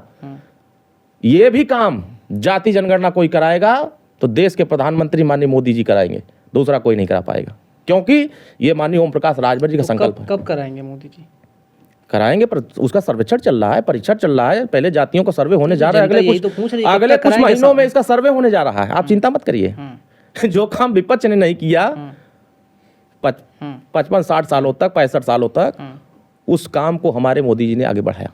गांधी जी का सपना कब से था कि स्वच्छ हो हमारा भारत? कब से था? जब देश के प्रधानमंत्री जवाहरलाल नेहरू प्रधानमंत्री थे, उस समय से उनका सोच चल रहा था कि भारत हमारा स्वच्छ भारत बने। किसने अभियान चलाया स्वच्छता का? क्या कांग्रेस ने कभी स्वच्छता का अभियान चलाया? सपा बसपा ने चलाया। लोटा लेकर के गांव में लोग जाते थे टट्टी करने के लिए, पता है कि नहीं पता है? लोटा हटाने का काम। आज ये अभियान चलाना अलग चीज है, पेपर में दिखाना अलग चीज है। यूज हो रहा है उस चीज का? मैं बता रहा हूँ ना। बताइए। लंबे समय तक जिन लोगों ने लोटा का प्रयोग किया, हम कह रहे हैं कि 100% में अगर 70% ने अपना लिया तो अगर 30% लोगों ने नहीं अपनाया तो 30% लोगों को सही करने में सरकार लगी हुई है। 70% ने कहाँ अपनाया है? अभी आप चले जाइए किसी भी गांव में, आप चलिए हमारे साथ। अरे वो टिक्कड़ रख रहे हैं नहीं के। हाँ, वो कुछ है, मैं पता 30% वो है। हमारी पार्टी इस बात की मांग करती है कि जो 12,000 शौचालय बनाने के लिए जाता है अब उसमें बढ़ोतरी कराया जाए, सरकार बजट बनाए। केंद्र सरकार से मांग करेंगे कि इसमें बजट बढ़ाए ताकि 40-45,000 या 50,000 इसका बजट हो तो शौचालय बेहतर बने। पहले सर आप सरकार से मांग करिए कि जो लैट्रिन जो भी चीज़ें वहाँ पे बनाई गई हैं पहले उनका इस्तेमाल करवाएं। सरकार थोड़ा एक्टिव हो, इस्तेमाल हो रहा है, बड़े पैमाने पर इस्तेमाल हो रहा है। अरे हम लोग अपने घर में नहीं करते हैं, हम लोग भी जाते हैं, पहले जाते थे, हम भी लोटवा लेके जाते थे। हकीकत ये है कि हम भी लोटा लेके ही जाते थे। आज हमारे घर में भी शौचालय बना तो सारा चीज जिम्मेदारी सरकार का नहीं है। सारा बोझ अगर सरकार के ऊपर रख देंगे ना तो सारा काम सरकार नहीं कर सकती। कुछ जिम्मेदारी आपको भी निभानी होगी, जनता को भी निभानी होगी। अवेयरनेस स्कीम चलाएं, अवेयर करें लोगों को। जनता देखिए, बहुत सारे ऐसे वेलफेयर सोसाइटी के लोग हैं, बहुत सारे ऐसे NGO के लोग हैं जो सामाजिक चेतना जगा रहे हैं और राजनीतिक दल भी उसकी चेतना जगा रहे हैं। माननीय ओम प्रकाश राजभर के नेतृत्व में भी अभी कुंभ हुआ है ना, जितने सफाई कर्मचारी थे, जितना बेहतर उन्होंने कुंभ को स्वच्छ रखा। सपा की सरकार में देखिए कितना गंदगी होती थी। उन्होंने कई समय तक ये चलाया कुंभ में कि ओम प्रकाश राजभर को तो गाड़ी नहीं मिल रही है बैठने के लिए, उनको गाड़ी में नहीं बिठाया जा रहा है, नहीं आंदोलन करना पड़ रहा है। नहीं कहीं कुछ नहीं, आंदोलन नहीं करना पड़ा। नहीं, वो तो सब विरोधी वाले क्या करते हैं, विरोधी पार्टी वाले, सपा वाले ज्यादा परेशान होते हैं इस वीडियो पर ना। ये क्या करते हैं देखिए, जब माननीय ओम प्रकाश राजभर जी की TRP में जनता के बीच में पॉपुलर होते हैं, दिन पर दिन वो पॉपुलर होते जा रहे हैं, दिन पर दिन राजनेता मतलब जनता के बीच में पॉपुलर होते जा रहे हैं। तो समाजवादी पार्टी के नेताओं को लगता है कि हमारे नेता तो कोई पूछ ही नहीं रहा, हमारे नेता सत्ता बन घूम रहे हैं। समाजवादी पार्टी और अखिलेश जी से इतना चिढ़ते क्यों हैं? ना, हम लोग चिढ़ते नहीं है, अच्छे नेता हैं। उनकी जो दिमाग का अभी आप देखिए, अभी आप अच्छे नेता बता रहे हैं, इससे पहले कुछ और बोल रहे थे। नहीं, राजनीतिक दल एक बड़ा राजनीतिक दल है। राजनीतिक दल विरासत में मिली है, नेता हैं, तो नेता सब अच्छे होते हैं। ठीक है, नेताओं की विचारधारा ठीक है, जो जब तक स्वर्गीय मुलायम सिंह जी के हाथ में थी तब तक वो समाजवादी पार्टी थी। ठीक है। उसके बाद जब इनके हाथ में आई, चोर उचक्कों की पार्टी हो गई, जमीन कब्जा करने वालों की पार्टी हो गई, गरीबों के साथ अन्याय करने वालों की हो गई। क्या भाजपा में नहीं हो रहा है ये सब? नहीं देखिए, आए दिन कोई ना कोई खबर आ रही है कि उन्होंने हमारी ज़मीन कब्जा ली। अभी एक उत्तर प्रदेश के ललितपुर से एक मंत्री जी हैं, वो सरेआम धमकी दे रहे हैं कि तुम ज़मीन बेच के दिखाना, हम कब्जा कर लेंगे। नहीं देखिए, इस सरकार आपके में ही राज मंत्री हैं, क्या नाम उनका? मनोहर लाल पंत। कोई भी मंत्री संतरी होगा, आप उत्तर प्रदेश की सरकार योगी जी की है। कोई भी मंत्री संतरी देखा होगा, वो वीडियो की नहीं देखा? मैं बता दे रहा हूँ, कोई भी मंत्री होगा इस राज्य का, कोई भी आम जन होगा, अगर आम जन के साथ कोई भी व्यक्ति अन्याय करेगा, प्रमाण के साथ, साक्ष्य के साथ, कागज के साथ सरकार के पास पहुंचाए, कोई होगा उसके खिलाफ कार्रवाई होती है। हाँ, वो उसका प्रमाण हमारे सामने है, उसका प्रमाण मैं तो खुद हूँ। हमारे कार्यकर्ता के साथ अन्याय हुआ, आप दूसरे दलों का उठा के देखिएगा, हमारे कार्यकर्ता के साथ अन्याय हुआ। अभी जब आप विचारधारा की बात करें, उस पर भी आएंगे, विचारधारा पे ही आ जाते हैं। जब 2022 के इलेक्शन के पहले आपने पार्टी छोड़ी, तो जिन योगी के और मोदी के अभी भी गुणगान कर रहे हैं इस समय, उनको आप मठ भेजने की बात कर रहे थे, और मोदी जी को आप हिमालय भेजने की बात कर रहे थे। फिर अचानक से आप मोदी और योगी इतने खास हो गए कि आप इस समय गुणगान करने लगे। आप बताइए, अभी एक कॉन्क्लेव में योगी जी बोल रहे थे कि अगर आपको दिल्ली की राजनीति में भेजा जाए तो आप जाना चाहेंगे। तो उन्होंने क्या कहा? उन्होंने स्पष्ट कहा कि मैं गोरखपुर जाना पसंद करूंगा, मठ में जाना पसंद करूंगा, मैं दिल्ली की राजनीति में जाना पसंद, क्योंकि गोरखपुर के लोगों ने मुझे उत्तर प्रदेश में भेजा है, पार्टी ने हमें नेतृत्व दिया, हमें काम करने का दिया है, हम काम कर रहे हैं, हम अच्छा काम कर रहे हैं, जनता हमसे खुश हो रही है, जनता के लिए सुरक्षा दे रहे हैं, जनता को व्यवस्थाएं दे रहे हैं, तो हम उत्तर प्रदेश के अलावा बाहर जाने प्रयास नहीं करेंगे। एक काम करिए, 5 काम बताइए। जब से आप सरकार में हैं, सत्ता में हैं, ओम प्रकाश राजभर जी सत्ता में है, आपकी पार्टी सत्ता में है, तो आपने राजभर समाज और दलित समाज के लिए क्या काम किया? पहला काम 557 करोड़ ओबीसी वर्गों को समाजवादी पार्टी स्कॉलरशिप देती थी। ठीक, हमारी सरकार जब आई, हम सरकार में मंत्री बने, तो हम उसको ले जा करके 1500 करोड़ रुपया कराए थे। पहले 5 लाख लोगों को छात्रवृत्ति मिलती थी, शुल्क प्रतिपूर्ति मिलती थी। फिर वहां हम लोग जब आए तो 11 लाख लोगों को शुल्क प्रतिपूर्ति और छात्रवृत्ति दिलाया। फिर हम लोगों ने लड़ाई लड़ी, 3000 रुपया बजट कराया पिछड़े वर्ग के बच्चों को छात्रवृत्ति, क्योंकि पिछड़े वर्ग के बच्चे छात्रवृत्ति के आश्रित रहते हैं कि हमें छात्रवृत्ति मिलेगा, शुल्क प्रतिपूर्ति मिलेगा तो हम पढ़ाई करेंगे। जो बड़े हाई डिग्री लेने होते हैं, चाहे बीटेक करना होता है, MBBA करना होता है, BCA करना होता, तो इसमें 60,000, 70,000, 80,000 इसमें स्कॉलरशिप वो फीस लगता है, तो वो बच्चे दे नहीं पाते हैं, इसलिए वो पढ़ाई नहीं कर पाते। हजारों बच्चों ने इस बात से खुशी जताई कि जो पूर्व की सरकारों में हम पढ़ नहीं पाते थे, माननीय ओम प्रकाश राजभर जी के सरकार में शामिल होने के बाद हम लोगों ने पढ़ाई करना शुरू कर दिया। 3000 जिस दिन हुआ उस समय CCC की व्यवस्था कराई गई। ठीक है, ओ लेवल CCC पर 3000 देते थे एक बच्चे को CCC की ट्रेनिंग लेने के लिए। फिर ओ लेवल कराया गया जिसमें 15,000 रुपया देते थे कि ओ लेवल का प्रशिक्षण हो। उसके बाद हम लोगों ने विकलांग कल्याण विभाग नाम था इसका, प्रदेश के लोग जानते ही नहीं थे कि विकलांग कल्याण भी उत्तर प्रदेश में कोई विभाग है। नाम बदल करके इसका दिव्यांग जन कराया गया था। 300 रुपया पेंशन होता था, हम लोगों ने उसको 1200 कराया था। कब करा? 17 में? 2017 में। भाई हम अपनी बात बता रहे, 5 काम का बताया ना। ठीक है। उसके बाद 500 से लेकर के हमने 1200 कराया, 300 से 1200 कराया। फिर उसके बाद जिन छात्रों को शादी अनुदान नहीं मिलते थे, या जो शादी करते थे हमारी महिलाएं घर परिवार में, 50,000 रुपया की जगह उनको 25,000 रुपया मिलता था, हमने उसमें 50,000 कराया था। तमाम जो उत्तर प्रदेश के हमारे जनपद हैं, उन जनपदों में सड़क के जो 4 लेंथ होते थे उसको गांव से और जो कस्बे थे उसमें कनेक्टिविटी नहीं थी। आज जितने 4 लेंथ बने, हाईवे बने, एक्सप्रेसवे बने, ये हमारी सरकार की देन है। और आप देखिए, एक बुंदेलखंड एक्सप्रेसवे वो पहले ही बनते ही उद्घाटन में धंस गया था। नहीं धंस गया था, टेक्निकल इशू आई हुई थी, तुरंत उस पर रिपेयर हुआ। भाई देखिए, आपके शरीर की कोई गारंटी है? शरीर की नहीं है, कब शरीर फाल्ट हो जाए? नहीं, शरीर की नहीं है। आपके मोबाइल की कोई गारंटी है कब फाल्ट हो जाए? टेक्निकल देखिए क्या है, सड़क भी बनती है, चाहे उसमें हम चलते हैं, गाड़ी भी लेके चलते हैं, मोबाइल के भ्रष्टाचार नहीं था इसमें? नहीं, देखिए जो भी चीजें। अब देखिए अखिलेश जी कहते हैं हमने आगरा एक्सप्रेस वे बनाया और आगरा एक्सप्रेस वे अभी तक चल रहा है। कितनी बार धंसा नहीं देखा क्या आपने? अरे सर कहाँ? देखा नहीं? कितनी देखा बार नहीं धंसा? क्या अब आप धंसा? बताइए। हम उसमें तो वहाँ से गाड़ियां कई घुस बार- गई, ऐसे हैं? देखिए, ऐसे जा रहे हैं, ऐसे चले, उनको पता नहीं कि हम सड़क पर जा रहे हैं कि कहीं नहर में घुस रहे हैं। अच्छा, देखा नहीं क्या? आपके पास है उसकी हाँ वीडियो हाँ हाँ, वगैरह हमारे पास है। वो कब प्रदेश के लोगों कब ने, हुआ है? अरे ये हमको लगता है जब इस 2014 और 13 के बीच का मामला है इनका। ये उसी में जा रही थी गाड़ी, अब वो गाड़ी बड़ी अच्छी गाड़ी, 41 गाड़ी घसी थी। अब फोटो अखबार में पूरा फ्रंट पेज पर छपा था। खैर वो बात नहीं करता हूँ। बात हम ये करते हैं कि जो विकास की बात, अभी हमारे ठीक है। गाजीपुर में मेडिकल कॉलेज मिल जाना चाहिए सपा की सरकार में। बलिया के जिले में मेडिकल कॉलेज मिल जाना चाहिए। सपा की सरकार में, बीएसपी की सरकार में 4 घंटे बिजली मिलना मुश्किल था। आज की सरकार में आप 18 से 20 घंटा बिजली पा रहे हैं गांव में। समय की सरकारें कहती थी कि हमें ऊपर से फंड नहीं आता था, जितना फंड हमारे पास आया तो हमने कांग्रेस विकास से किया। आपने ऐसे ही गला मिला लिया था। सरकार आप बनवाते हो, अब पैसा आप ही को नहीं मिलता है। ये किसको मूर्ख बनाते हो? जनता मूर्ख नहीं है, सब जानती है, सब जानती है कि आप बोलते क्या है, करते क्या है। बनवा दिया आपने? हाँ, आप अभी बजट अलॉट हुआ है 27 करोड़ रुपया बलिया के लिए अलॉट हुआ है और 78 करोड़ रुपया गाजीपुर के लिए अलॉट हुआ है। ठीक है। और जितने मिले फैक्ट्रियां थी, अभी आपको बता दे रहा हूं, जिसको बसपा ने बंद किया, सपा ने चलाना बंद कर दिया। मतलब बंद कर दिया तो खत्म हो गया। कभी उस पर दूसरा प्लान नहीं तैयार किया कि हमारे लोगों को, नौजवानों को रोजगार का अवसर मिले, कि उनको नौकरी मिले की अवसर।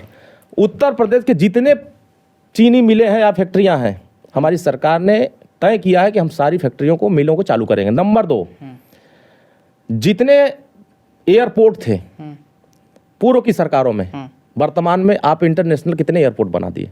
अयोध्या का आप हालत देखे हैं? आज 5 साल पहले या 10 साल पहले आप अयोध्या जाकर देखते थे और 10 साल बाद जितनी वहाँ डेवलपमेंट हुए हैं, मंदिर अपनी जगह है, डेवलपमेंट अपनी जगह पर, जिस 2 लेन से हम चलते थे वहाँ 6 लेन बन गए।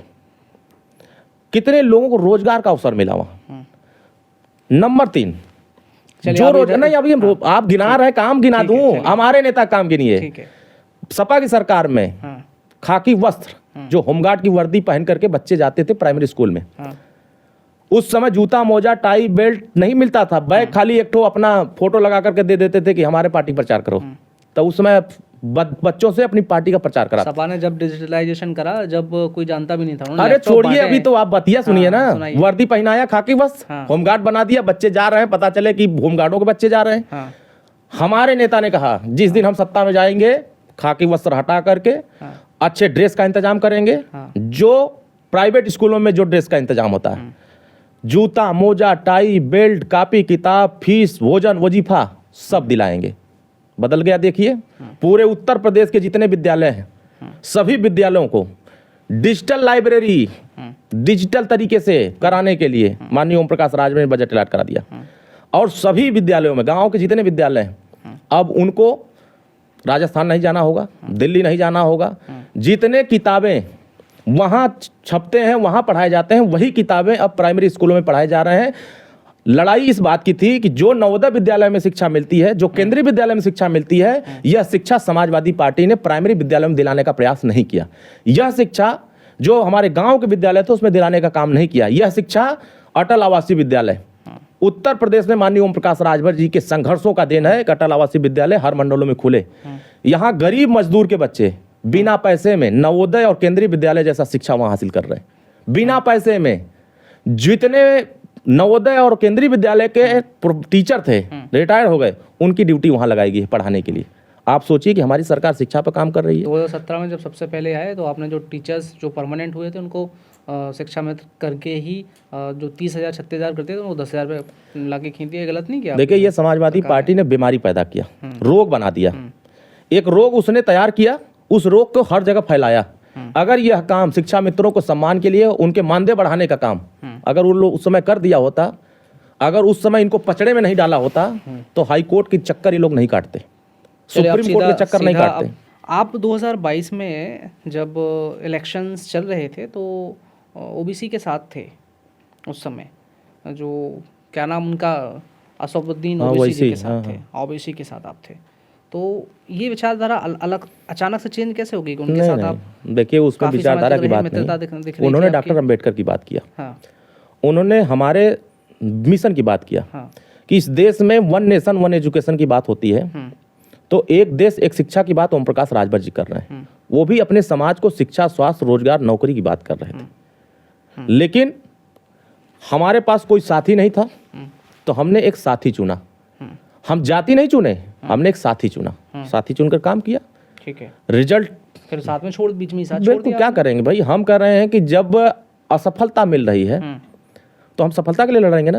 हम अपनी सफलता के लिए लड़े, असफलता के लिए लड़े, रिजल्ट अपने सामने लाए। अभी कितने विधायक हैं आपके? हमारे 6 विधायक हैं, कौन एक मंत्री हैं। कौन कौन?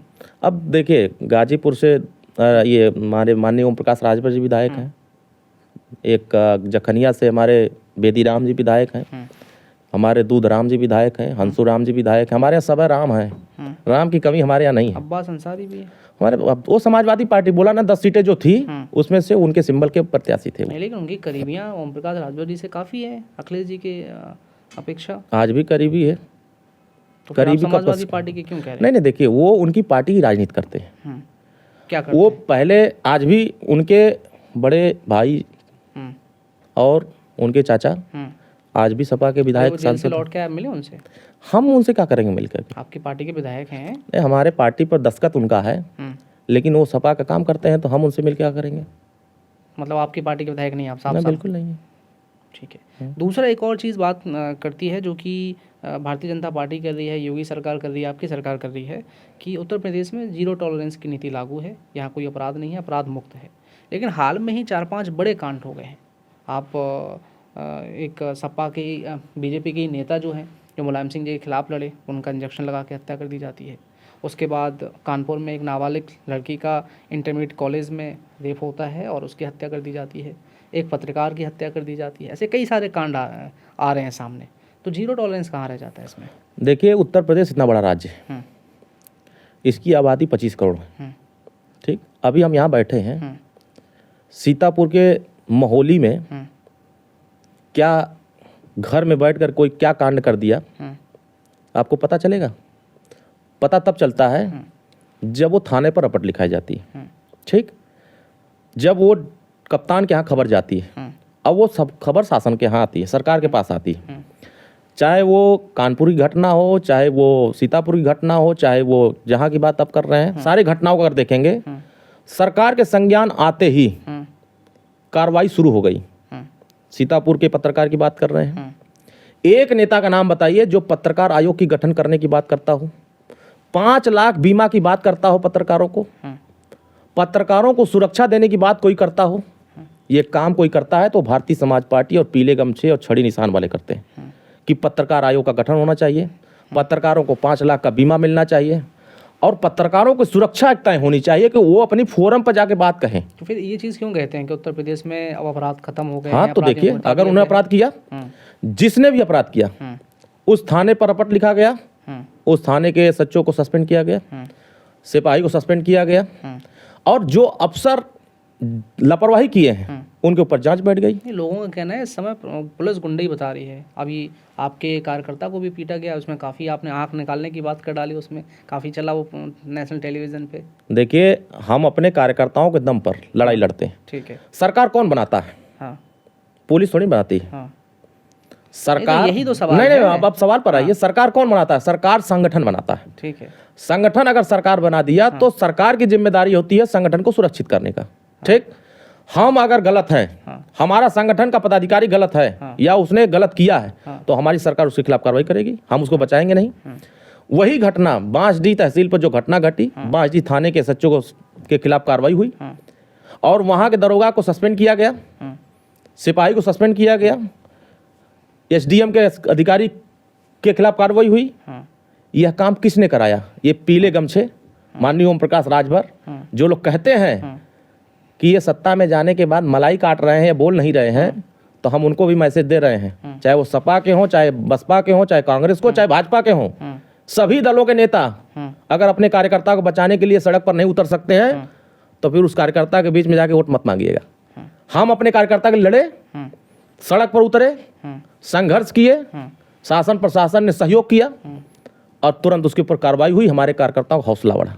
ऐसे कानून व्यवस्था बेहतर करने के लिए सरकार के मंशा के विपरीत कोई भी अधिकारी जाएगा, किसी जिले का कोई अधिकारी जाएगा, बस कुछ नहीं करना है, उसकी सूची बना करके हमारे यहाँ लेके आइए एविडेंस के साथ। अगर एविडेंस उस कार्यकर्ता के साथ या उस आमजन के साथ किसी अधिकारी ने गलत किया है तो हमारी सरकार जिम्मेदारी के साथ कह रही है कि उस अधिकारी के खिलाफ कार्रवाई करेंगे। यही सवाल आपके इसी केस के बारे में, जब सवाल दयाशंकर सिंह जी से पूछा गया तो उन्होंने कहा कि जो पुलिस वालों की कॉलर पकड़ेंगे हम उनका कलेजा निकाल लेंगे, और ये तंज आपको देखते हुए कसा हुआ था, तो आपको बुरा नहीं लगा? देखिए, आपको ये नहीं लगता कि बीजेपी में प्रॉपर जो रिस्पेक्ट मिलनी चाहिए थी राजभर जी को वो नहीं मिल रही है, या वहाँ उनके खिलाफ कोई साजिश की जा रही है ताकि 2027 में उनको पार्टी से हटा दिया जाए? देखिए, इसमें मान और अपमान का मसला नहीं है, मसला इस बात का है कि बलिया जिले में हमारी चर्चा क्यों हो रही है। भारतीय समाज पार्टी की चर्चा बलिया छोड़ दे प्रदेश देश में क्यों हो रही है? बीजेपी के जो अभी भी मंत्री हैं प्रेजेंट टाइम में, वो आपसे अब उस जिले के विधायक हैं, उसी तहसील के अंतर्गत उनका विधानसभा आता है, तब वो कैसे रह जाएंगे कि चैन से कि हमारा चर्चा नहीं हो रहा है? वो तो हमारा समर्थन किए। हमने कहा कि अगर कोई अधिकारी कर्मचारी किसी गरीब के साथ अन्याय करेंगे तो हमारी सरकार उनके खिलाफ कार्रवाई करेगी, उनका आंख निकाल लिया जाएगा। इन्होंने कहा कि अगर गरीबों के साथ अन्याय होगा कोई भी करेगा, उन्होंने ये नहीं कहा। मैं बता रहा हूँ ना, तो हम उनका कलेजा निकाल लेंगे। किसका कलेजा निकालेंगे? उन लोगों का किनका? जो पुलिस पे को हाथ डालेंगे, उनकी कॉलर पे हाथ डालेंगे, उनका नहीं, यही तो बात आपने, वही बात है, उनका समझने का आपका उल्टा हो गया दिशा। अगर उन्होंने ये बात कहा तो भाई राजनीति में चर्चा में आने के लिए कुछ तो कहना पड़ेगा। तो आप सीधे ही मानते हैं कि उन्होंने आपके लिए बोला, बस खत्म? नहीं, वो चर्चा में लाने के लिए अपना बोल दिया। तो आपके लिए बोला उन्होंने? नहीं, वो हमारे लिए बोला। किसके लिए? वो तो जनता जानती है किसके लिए बोला। हम क्यों कहेंगे कि हमारे लिए बोला? हम तो कहे कि हमारे समर्थन में बोला। उन्होंने ये बोल दिया कि नहीं, अगर कोई गरीब के साथ कोई अधिकारी कर्मचारी गलत करेगा तो हम उसको लौटा देंगे। तो भाई ये मसला नहीं है, मसला ये है कि सरकार उस गरीब के साथ खड़ा हुई कि नहीं हुई। प्राथमिकता वो एक व्यक्ति है, सरकार के अधिकारी कार्रवाई किए कि नहीं किए ये महत्वपूर्ण व्यक्ति है। अगर प्रथम दृष्टि अगर देखा जाएंगे तो अगर कार्रवाई नहीं होती और ये कलेजा निकालते तो बात समझ में आती। हमने कार्रवाई पहले किया, उनके दल के लोग भी वहां मारे जाते हैं, कभी खड़े होते नजर नहीं आते हैं। अब नजराजा दिखाइए, उनके किसान मोर्चा के जिला अध्यक्ष मारे गए, थाने में बंद करके पीट दिया, चड्डी बनियान फाड़ दिया, कभी बोलबा नहीं किए। तो अपने कार्यकर्ताओं के लिए, क्योंकि सभी दलों का एक मिशन है, एक विचार है, झंडा है, तो अपने महापुरुषों के आदर्शों पर बना है। चाहे वो बीजेपी के झंडा हो, चाहे सपा का हो, कांग्रेस का हो, अगर हमारे महापुरुष महाराजा सुहेलदेव राजभर पीला गमछा, पीला झंडा, अपना वस्त्र पीताम्बर लेकर आगे बढ़े हैं, हमने विदेशी आक्रांताओं को धूल चटाया है, उनको नेस्त नाबूद करके इस राष्ट्र को निर्माण किया है, इस राष्ट्र को बचाने का काम किया है, तो जितना योगदान सबका है उतना योगदान हमारा है। तो हमारे गमछे के साथ कोई अपमान करेगा तो इसको भारतीय समाज पार्टी कभी बर्दाश्त नहीं करेगी। पीला गमछा ये राजभर समाज का आन मान शान है। ठीक है, अब राजभर समाज की जब आप बात कर रहे हैं तो हमारे राजभर जी की बात कर लेते हैं, जो कैबिनेट मंत्री हैं इस समय। बनारस से वो भी आते हैं, बनारस से आप भी आते हैं, आपने जैसे बताया। उनका एक बयान आता है जब आप सपा में शामिल हो रहे थे और सपा में रह के योगी सरकार के बारे में ना कुछ भी बोल रहे थे, आरोप लगा रहे थे, जो भी चीज़ें चल रही थी वो कर रहे थे। वो कहते हैं कि ओम प्रकाश राजभर इस समय राजभर समाज की दलाली कर रहे थे। इसमें क्या कहते हैं? अभी एक ही सरकार में है तो अभी बातचीत होती है। देखिए, जनता तय करती है कौन क्या है। आज माननीय ओम प्रकाश राजभर जी राजभर समाज के हीरो हैं, हीरो। ठीक है, अनिल राजभर क्या है? अनिल राजभर क्या है? अनिल राजभर क्या है? जीरो है। सरकार का झुंझुना पकड़ करके चल रहे हैं। सरकार से हटा दीजिए, मैं चैलेंज करता हूं, सरकार से हटा दीजिए, मंत्री से हटा दीजिए, पार्टी हटा दीजिए, 500 लोगों को जुटा दें। चैलेंज करता हूं, 500 नहीं जुटा सकते। राजभर 500 खाटी राजभर जुटा दें। भाजपा में झंडा भाजपा को ढोएंगे तो भाजपा के लोग जुटते हैं, तो वही मंत्री 2 बार मंत्री बनाए हमारे वजह से बने हैं, आपकी वजह से। बिल्कुल, अगर भारतीय समाज पार्टी नहीं होती ना तो ऐसे लोग कोई पूछबा नहीं करता। अपनी पार्टी में क्यों नहीं जोड़ देते उनको? नहीं, वो कहेंगे कि और मजबूत होगी। नहीं, बड़ा अरे भाई हमको राजभर, अपने को राजभर मानते तब ना, वो राजभर मानते अपने को तब ना। ये पहले सपा में थे, भाई कहाँ गए पता है? अमर सिंह जी जनमत मोर्चा बनाए थे, जनमंच बनाए थे, जन मोर्चा कोई बनाए थे, उसमें गए थे। कई दलों का दौरा करके जो है बीजेपी में आए हैं। तो हम जो भी हमारे समाज को किसी दल से अवसर मिलेगा तो ये भारतीय समाज पार्टी की। क्यों 2017 में जब इस्तीफा दिए थे हम लोग, माननीय ओम प्रकाश राजभर जी, तो हमारा विभाग उन्हीं को थमाया गया था। आगे बढ़ाने के बजाय गर्त में पहुंचा दिए। मिशन समाज को आगे बढ़ाने का होता है। अगर आगे बढ़ाने का सोच होगा तो आगे बढ़ाएंगे, नहीं सोच होगा नहीं बढ़ाएंगे। ये सब देखिए क्या होता है, हमारे माननीय ओम प्रकाश राजभर जी का नाम लेकर चर्चा में आते हैं। ये हमारा नाम न लें, सपा के लोग नाम न ले, बसपा के लोग नाम न ले, कांग्रेस के लोग नाम न लें तो सारे कोई पूछबा नहीं करेगा। लोग कहते हैं कि सुभाषपा के पास 4-5 तो सीटें हैं और फिर आप कहते हो कि हमारे नाम लेके आते हैं। ऐसा क्या टीआरपी 4 सीटें हैं और इतनी टीआरपी? सीटों का मसला नहीं है, हाँ, यहाँ विचारों का मतलब मसला है, यहाँ जुबानों का मसला। तो आप कभी आपकी पार्टी पूर्ण बहुमत में आएगी? बिल्कुल आएगी, क्यों नहीं आएगी, क्यों नहीं आएगी सत्ता में? 10 साल के अंदर हम सत्ता में आ जाएंगे। आपके पूर्ण बहुमत? बिल्कुल आएंगे सत्ता में। जनता हमको सत्ता में भेजेगी क्योंकि हम जनता के लिए काम करते हैं। जनता को भरोसा दे रहे हैं कि आपने सभी दलों को देखा है, सभी दलों ने आपके लिए जो किया है, कोई एक समान अनिवार्य तो आप शिक्षा। कैसे आएंगे? आप कुछ लिमिटेड जातियों की बात करते हैं, आप यादवों से चिढ़ते हैं। आपने अपने बयानों में बोला, जब आपका विवाद चल रहा था, आपने बोला वो यादव जाति के लोग हैं जिन्होंने पीले गमछे वालों को परेशान किया है। तो कैसे आएंगे आप? भगवान शिव को सब मानते हैं ना, कोई एक जाति का मानता है? भगवान शिव को सब मानते हैं ना। हमारे महापुरुष महाराजा सुहेल देव राजभर भगवान शिव के सबसे बड़े पुजारी थे, ठीक। और उस समय भारद्वाज ऋषि नाम बहुत चर्चा था। भारत वर्ष का नाम हमारे भर शासकों के नाम से पड़ा था।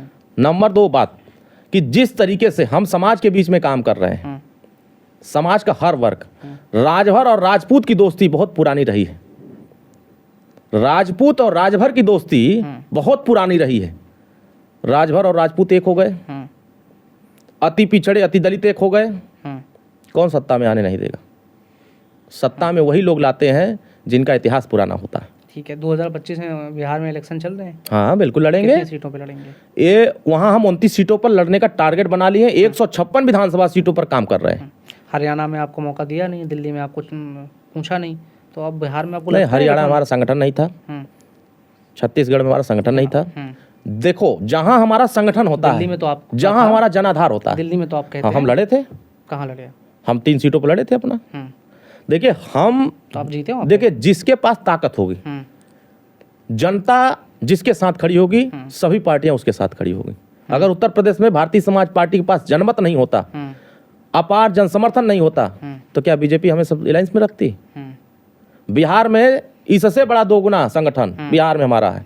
अच्छा। जितनी ताकत उत्तर प्रदेश के बलिया जिले में है, जितनी ताकत मऊ में है, जितनी ताकत आजमगढ़ में है, जितनी गाजीपुर में है, उसका डबल ताकत सिवान में है, नवादा में है, औरंगाबाद में है, सासाराम में है। ये आप देखिए, आप उधर के जितने जनपद हैं, 32 जनपदों में 28 जनपदों में हमने बड़ी रैली किया है। उतनी बड़ी रैली ना चिराग पासवान कर सकते हैं, ना जीतनराम मांझी कर सकते हैं, ना उपेंद्र कुशवाहा कर सकते हैं।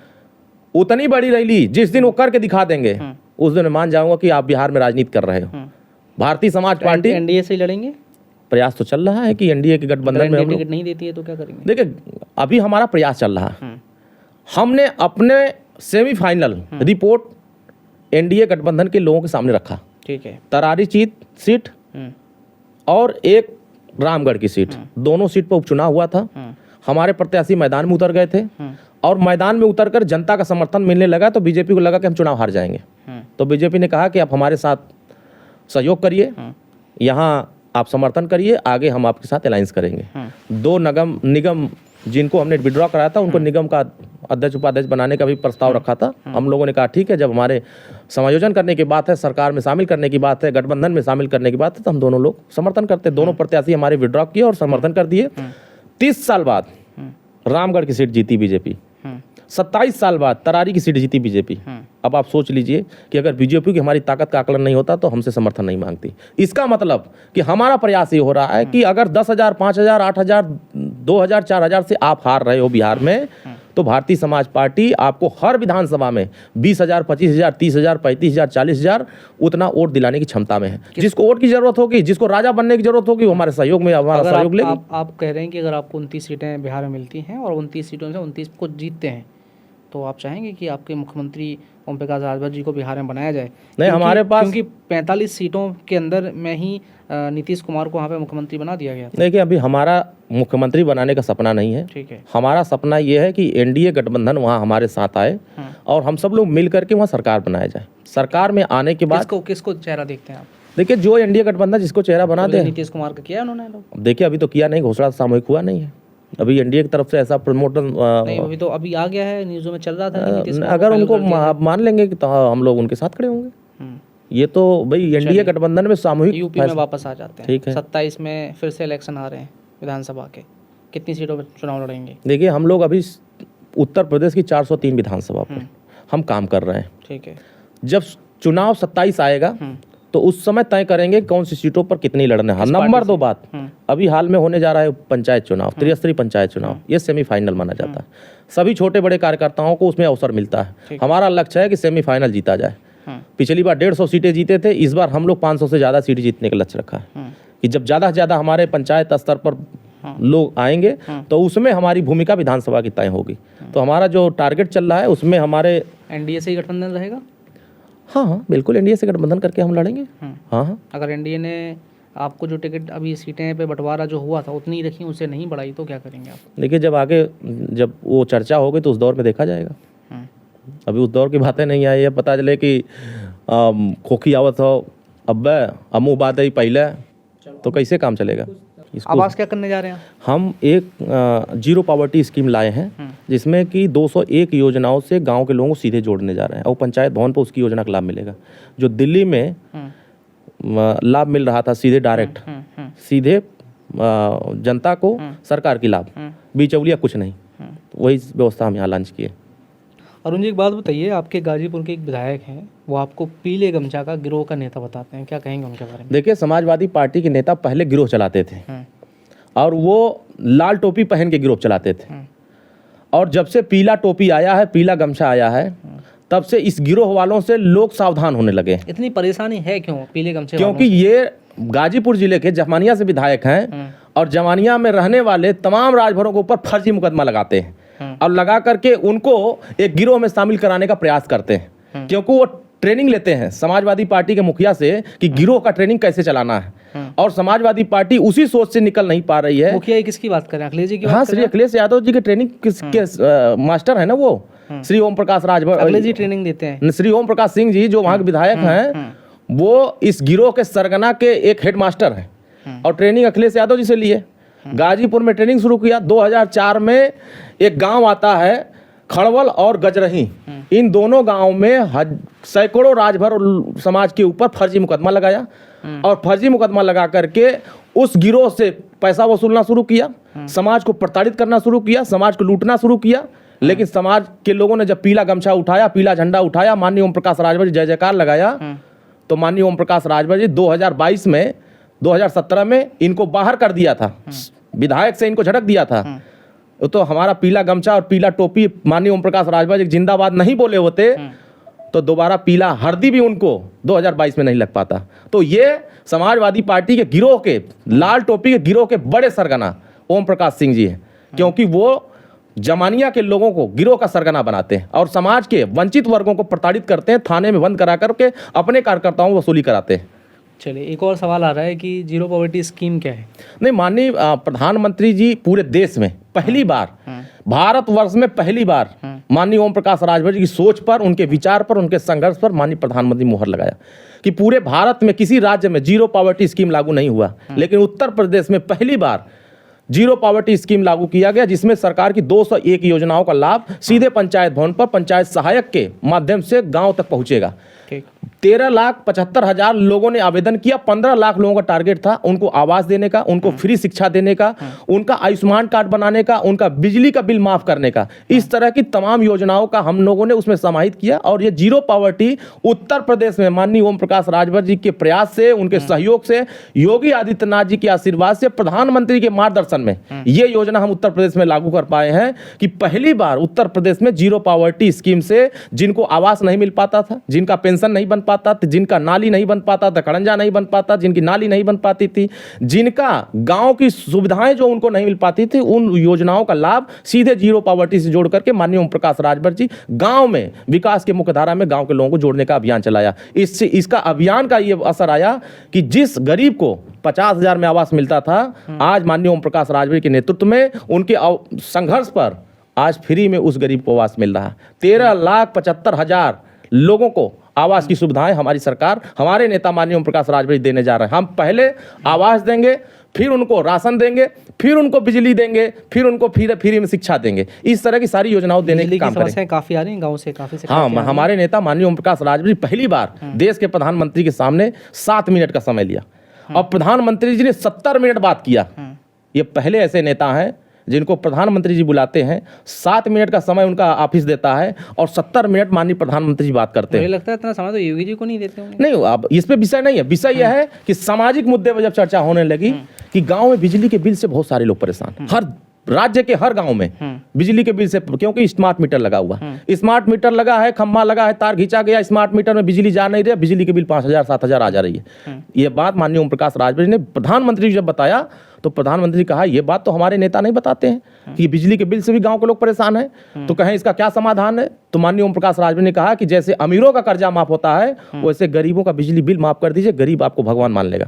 तो उन्होंने कहा ठीक है, मैं इस योजना का मैं स्वागत करता हूँ और मैं वचन देता हूं माननीय ओम प्रकाश राजभर जी कि आप जाइए उत्तर प्रदेश और आपके जाने के बाद मैं इस योजना को लागू करूंगा।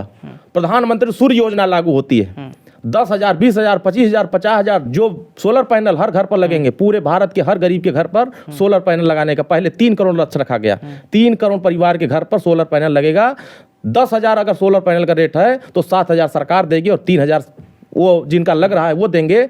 और जो बिजली उत्पादन होगा सोलर पैनल से घर के लोग उसको खपत करेंगे, उसको चलाएंगे, यूज करेंगे, जो बचेगा बिजली उसको सरकार खरीदेगी। अगर 2-3 यूनिट बिजली पैदा हुई, 1 यूनिट खर्चा हुआ तो 2 यूनिट जो बचा है उसको सरकार खरीदेगी और पैसा उस गरीब को देगी जिसके घर पर सोलर पैनल लगा है, और जो उनका बिजली का बिल है उसी से जीरो कर देंगे। इस तरह की योजना पहली बार माननीय ओम प्रकाश राजभर के नेतृत्व में उत्तर प्रदेश में लागू हुआ है और पूरे देश में प्रधानमंत्री ने लागू किया। तो मुझे लगता है कि यह माननीय ओम प्रकाश राजभर जी और प्रधानमंत्री की जो सोच है, गांव से निकल करके देश के प्रधानमंत्री के सामने 7 मिनट का समय मिलता है और 70 मिनट बात होती है, तो गरीबों के हक के लिए बात होती है, गरीब सम्मान की बात होती है। आपसे रह गया था, पूछना चाहते थे 2029 में जब लोकसभा इलेक्शन होंगे तो आपकी पार्टी लोकसभा में इलेक्शन पे अपने कैंडिडेट उतारेगी? हाँ, अभी तो मैंने उतारा था 2024 चुनाव में। देखिए, जय पराजय जनता के हाथ में, कमी क्या रह गई सुधार करने का समय होता है। आपके भाई लड़े थे? हाँ, वो लड़े थे। हमने बहुत लगभग हम लोगों का 4-5 साढ़े 4 लाख के आसपास वोट पाए थे। बड़े अच्छे लड़ाई लड़े थे। कुछ वोटों से हम लोग हार गए, वजह स्थानीय कुछ दिक्कतें थी, संगठन में कुछ समायोजन की दिक्कतें थी। तो खैर, कितनी सीटें लेंगे यूपी में? देखिए, आने वाले लोकसभा के चुनाव में हम लोग पिछली बार 5 सीटें मांगे थे, तो हम लोग 10 सीट तो मांगेंगे ही, क्योंकि अब तो जनाधार बढ़ रहा है, कारवां बढ़ रहा है, तो संख्या बढ़ रही, नेता बढ़ रहे हैं, कार्यकर्ता बढ़ रहे हैं, तो उनकी भी मंशा है कि हम भी लोकसभा में हवा खाएं थोड़ा चल के। लखनऊ में सब लोग आना चाहते हैं, तो लखनऊ के विधानसभा में बैठ के कुछ लोग हवा खाएं। पहली बार जिसके पास मकान नहीं है, जिसके पास घर नहीं है, जिसके पास साइकिल नहीं है, उसको भारतीय समाज पार्टी ने MLC बना करके विधानसभा के उच्च सदन में भेजा है।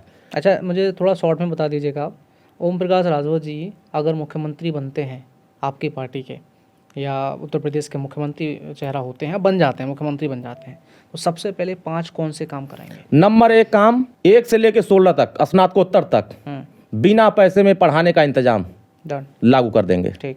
नंबर 2 काम, जो आरक्षण वंचित वर्गों को नहीं मिलता है, जो संवैधानिक कानून बन गए उसको तुरंत लागू कर देंगे। नंबर 3, गांव में नाली, खड़ंजा, आवास, पेंशन, शौचालय जिन गरीबों को नहीं मिलेगा, सीधे गांव में उसके गांव में हमारा अधिकारी पहुंच करके उसका बना करके उस परिवार को न्याय देने का काम करेगा। उसके बाद हम पूरे रोजगार का अवसर, छोटे छोटे कुटीर उद्योग लगा करके, जैसे मतदाता पेंशन, जैसे हम पेंशन मिलता है, वृद्धा पेंशन, विधवा पेंशन, किसान पेंशन, ये सारे पेंशन बंद करके जिनका वोटर लिस्ट में नाम दर्ज हो गया है उसको 3,000 रुपया प्रति महीना मतदाता पेंशन के नाम पर हम लागू करेंगे। ठीक बात। इस तरह की योजना हम पूरे उत्तर प्रदेश में लागू करके दिखाएंगे। जनता के हक के लिए, जनता के सम्मान के लिए, थाने, तहसील, ब्लॉक, कचहरी, मुख्यालय पर सभी वंचित वर्ग, पिछड़े दलित वर्गों की जिसकी जितनी संख्या उसकी उतनी भागीदारी तय करेंगे।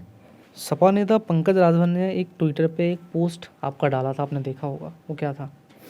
देखिए, वो दरी बिछाने वाले नेता है, झंडा जबरी लेके दौड़ने वाले हैं। ये वो नेता है, वो नेता हम क्या कहें, नेतो टाइप के नहीं है। समाजवादी पार्टी जब अपने लोगों से लड़ नहीं पाती है तो हमारे समाज के लोगों को खड़ा कर देती है कि आप इनको गाली दो। माननीय ओम प्रकाश राजभर जी, महाराजा सुहेलदेव राजभर कोई नहीं जानता था। और आजमगढ़ की धरती पर महाराजा सुहेलदेव राजभर के नाम पर विश्वविद्यालय बनाने का काम किया। महाराजा सुहेलदेव राजभर कोई नहीं जानता था, डाक टिकट महाराजा सुहेलदेव राजभर के नाम पर जारी कराया गया। महाराजा सुहेलदेव कोई नहीं जानता था, गाजीपुर से लेकर दिल्ली तक एक्सप्रेसवे ट्रेन सुपर फास्ट चलाने का काम सुहेलदेव जी के नाम पर ओम प्रकाश राजभर जी की वजह से हुआ। अरुण जी, मैं आपकी तो बात समाज के लिए सारी हमने काम बातों किया से है। सहमत हूँ, लेकिन आप भी खूब तारीफ कर रहे हैं, बीजेपी की भी तारीफ करी है, गठबंधन की भी तारीफ करी है, लेकिन इसी गठबंधन में बहुत जगह ऐसा हो रहा है कि सुभाष के जो कार्यकर्ता हैं उनको चुन चुन के अपमानित किया जा रहा है, उनको मारपीट की जा रही है। अभी आपके ही कोई प्रदेश अध्यक्ष हैं, उनको भी उनके साथ ही मारपीट किया और कहा जा रहा है कि उनको बाथरूम में बंद करके भी पीटा गया। देखिए, जिनको ये जब आप संगठन में भी हैं और सत्ता में भी हैं, तो क्या आपको लगता है कि बीजेपी के कुछ लोग, कुछ नेता सुभाषपा को नहीं चाहते हैं, नहीं स्वीकारते हैं, उनके प्रति साजिश कर रहे हैं ताकि इनको उन 27 में निकाल के बाहर कर दिया जाए? कोई भी राजनीतिक दल उत्तर प्रदेश में नहीं चाहता है कि भारतीय समाज पार्टी जिंदा रहे, भारतीय समाज पार्टी के नेता माननीय ओम प्रकाश राजभर जी आगे बढ़े।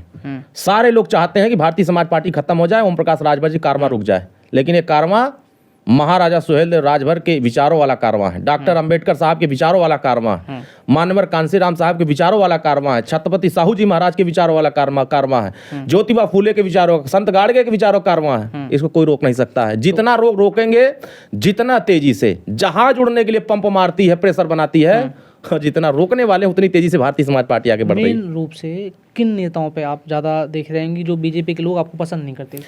कुछ लोग बताइए। देखिए, कुछ ऐसे लोग हैं, देखिए हर दल में जो जिन लोगों का स्वार्थ सिद्ध नहीं हो रहा है वो माननीय ओम प्रकाश राजभर जी को टारगेट करते हैं, तो वो टारगेट करते हैं, वहीं धराशायी हो जाते हैं। आप हमें गाली दे करके आप आगे नहीं बढ़ सकते, आप हमारे विचारों का विरोध करके आगे बढ़ सकते हैं, लेकिन हमें व्यक्तिगत हमला करके आप आगे नहीं बढ़ सकते। माननीय ओम प्रकाश राजभर जी जमीन से उठ करके वहां तक आए और जमीन पर से संघर्ष करने वाला 1 सीढ़ी 2 सीढ़ी 3 सीढ़ी ऊपर चढ़ता है। और कुछ पैरासूटी जो नेता हैं वो सोचते हैं कि हम ओम प्रकाश राजभर जी को उलाट देंगे, तो ये उलट गए खुद है बेचारे। हमारी लड़ाई उनसे नहीं है, हमारी लड़ाई हम स्वाभिमान की लड़ाई लड़ते हैं। कुछ लोग नेता ऐसे हैं, कभी कभी जिक्र कर देते हैं कि महाराजा सुहेलदेव राजभर को ये मानते हैं, एक गाजी के मजार पर चादर चढ़ाने जाते हैं। मैं उनको कह देता हूं, जिस दिन चादर चढ़ाते हुए गाजी के मजार पर भारतीय समाज पार्टी माननीय ओम प्रकाश राजभर जी की फोटो दिखा दोगे, उस दिन तुम्हारी गुलामी करेंगे। महाराजा सुहेलदेव राजभर आतताइयों से लड़े थे, विदेशी आक्रांताओं से लड़े थे, और महाराजा सुहेलदेव राजभर और उनके वंशज, उनके अनुयायी और माननीय ओम प्रकाश राजभर जी उन जुल्म करने वालों से लड़ रहे हैं जिन्होंने समाज को 75 साल में हक अधिकार से वंचित किया। चादर से याद आया, अभी अबू आजमी जो महाराष्ट्र के एमएलए हैं सपा से, वो औरंगजेब का समर्थन करते हुए नजर आए। उन्होंने कहा औरंगजेब पर राजनीति नहीं करना चाहिए, उनकी और संभाजी महाराज की लड़ाई और छत्रपति संभाजी महाराज की लड़ाई सत्ता की लड़ाई थी, ना कि कोई धर्म की लड़ाई थी। वो धर्म को बचाने के लिए तमाम हिंदुओं के मंदिर को तोड़ने का काम किया था। ये था औरंगजेब का इतिहास। जितने हिंदुओं के मंदिर थे उसको तोड़ने का काम औरंगजेब ने किया था। हमारे आदर्श उस समय के समय से उनके आदर्श हो सकते हैं, समाजवादी पार्टी के औरंगजेब आदर्श हो सकते हैं, हमारे आदर्श महाराजा सुहेलदेव राजभर हैं, हमारे आदर्श महाराणा प्रताप हैं, हमारे आदर्श पृथ्वीराज चौहान हैं, हमारे आदर्श बाबा साहब अम्बेडकर हैं, हमारे आदर्श ज्योतिबा फूले हैं, हमारे आदर्श छत्रपति साहू जी महाराज हैं। समाजवादी पार्टी यही तो विचारधारा से भटक जाती है। जब डॉक्टर राम मनोहर लोहिया ने कहा था भारत के एकता में 3 लोगों का सबसे बड़ा महत्व योगदान है, भगवान शिव, भगवान कृष्ण और भगवान राम। आपने देखा भगवान राम का भी विरोध कांग्रेस समाजवादी पार्टी ने किया, भगवान कृष्ण का भी विरोध किया और भगवान शिव का भी विरोध किया। क्यों? क्योंकि ये समाजवादी पार्टी के नेता और समाजवादी पार्टी कार्यकर्ता किसके विचारों पर चल रहे हैं? डॉक्टर राम लोहिया के या औरंगजेब के? ये तो तय समाजवादी पार्टी के लोगों को तय करना है कि औरंगजेब यहाँ कभी आदर्श नहीं हो सकता है, यहाँ आदर्श राम मनोहर लोहिया जी हो सकते हैं, यहाँ आदर्श डॉक्टर अंबेडकर होंगे, यहाँ आदर्श महाराजा सुहेलदेव राजभर होंगे। चलिए, बहुत बहुत धन्यवाद आपका। बहुत बहुत शुक्रिया, बहुत बहुत धन्यवाद। हो गई है पॉडकास्ट में, काफ़ी लंबी चर्चा हो गई। तो आज हमारे साथ थे अरुण राजभर जी, जिनके तेज़ तर्रार बयानों के लिए उनको पूरे देश भर में जाना जाता है। अगर आप यूपी में सुनते हो तो अभी मत सोचिए कि यूपी में ही, पूरे देश में इनके बयानों की चर्चा होती है, क्योंकि सारे टेलीविज़न जब इनके बयान आते हैं तो सिर्फ एक ही चीज़ चेहरा दिखाते हैं, एक ही चीज़ दिखाते हैं कि लोगों के बयान दिखाते हैं, वो है अरुण राजभर। अभी हाल में ही आंखें निकालने वाले बयान को लेकर काफ़ी सुर्खियों में रहे। ये पॉडकास्ट बहुत ही इंटरेस्टिंग होने वाला है, इस दृष्टि से नहीं कि एक राजनीतिक व्यक्ति को हमने बैठाया, इस दृष्टि से क्योंकि एक ऐसा व्यक्ति जो निचले पायदान से आता है, अपनी पार्टी बनाता है और इतना संघर्ष करता है, संघर्ष करने के बाद सरकार में आता है और सरकार में आने के बाद गरीब वंचित लोगों के लिए काम करता है। और सभी पार्टियों की अपनी अपनी विचारधारा होती है, अपनी अपनी विचारधाराओं पे सब लोग काम करते हैं और वही मुझे लगता है ओम प्रकाश राजभर जी उस पर काम कर रहे हैं। काफ़ी चीज़ें हुई, काफ़ी डिस्कशन हुआ। अगर आप पूरा डिटेल में इस पॉडकास्ट को देखेंगे तो आपको काफ़ी सारी चीज़ें देखने को मिलेंगी। जो भ्रांति थी, जो भ्रम थे सुभाषपा को लेके या अरुण राजभर जी को लेके कि वो कुछ भी बोल देते हैं, बिना सोचे समझे कुछ भी तंज कसते हैं लोगों पे, वह आपको सारे जवाब यहाँ मिल जाएंगे कि सच्चाई कुछ और है। तो पॉडकास्ट पूरा ज़रूर देखिएगा। धन्यवाद, थैंक यू सो मच। जय हिंद, जय भारत।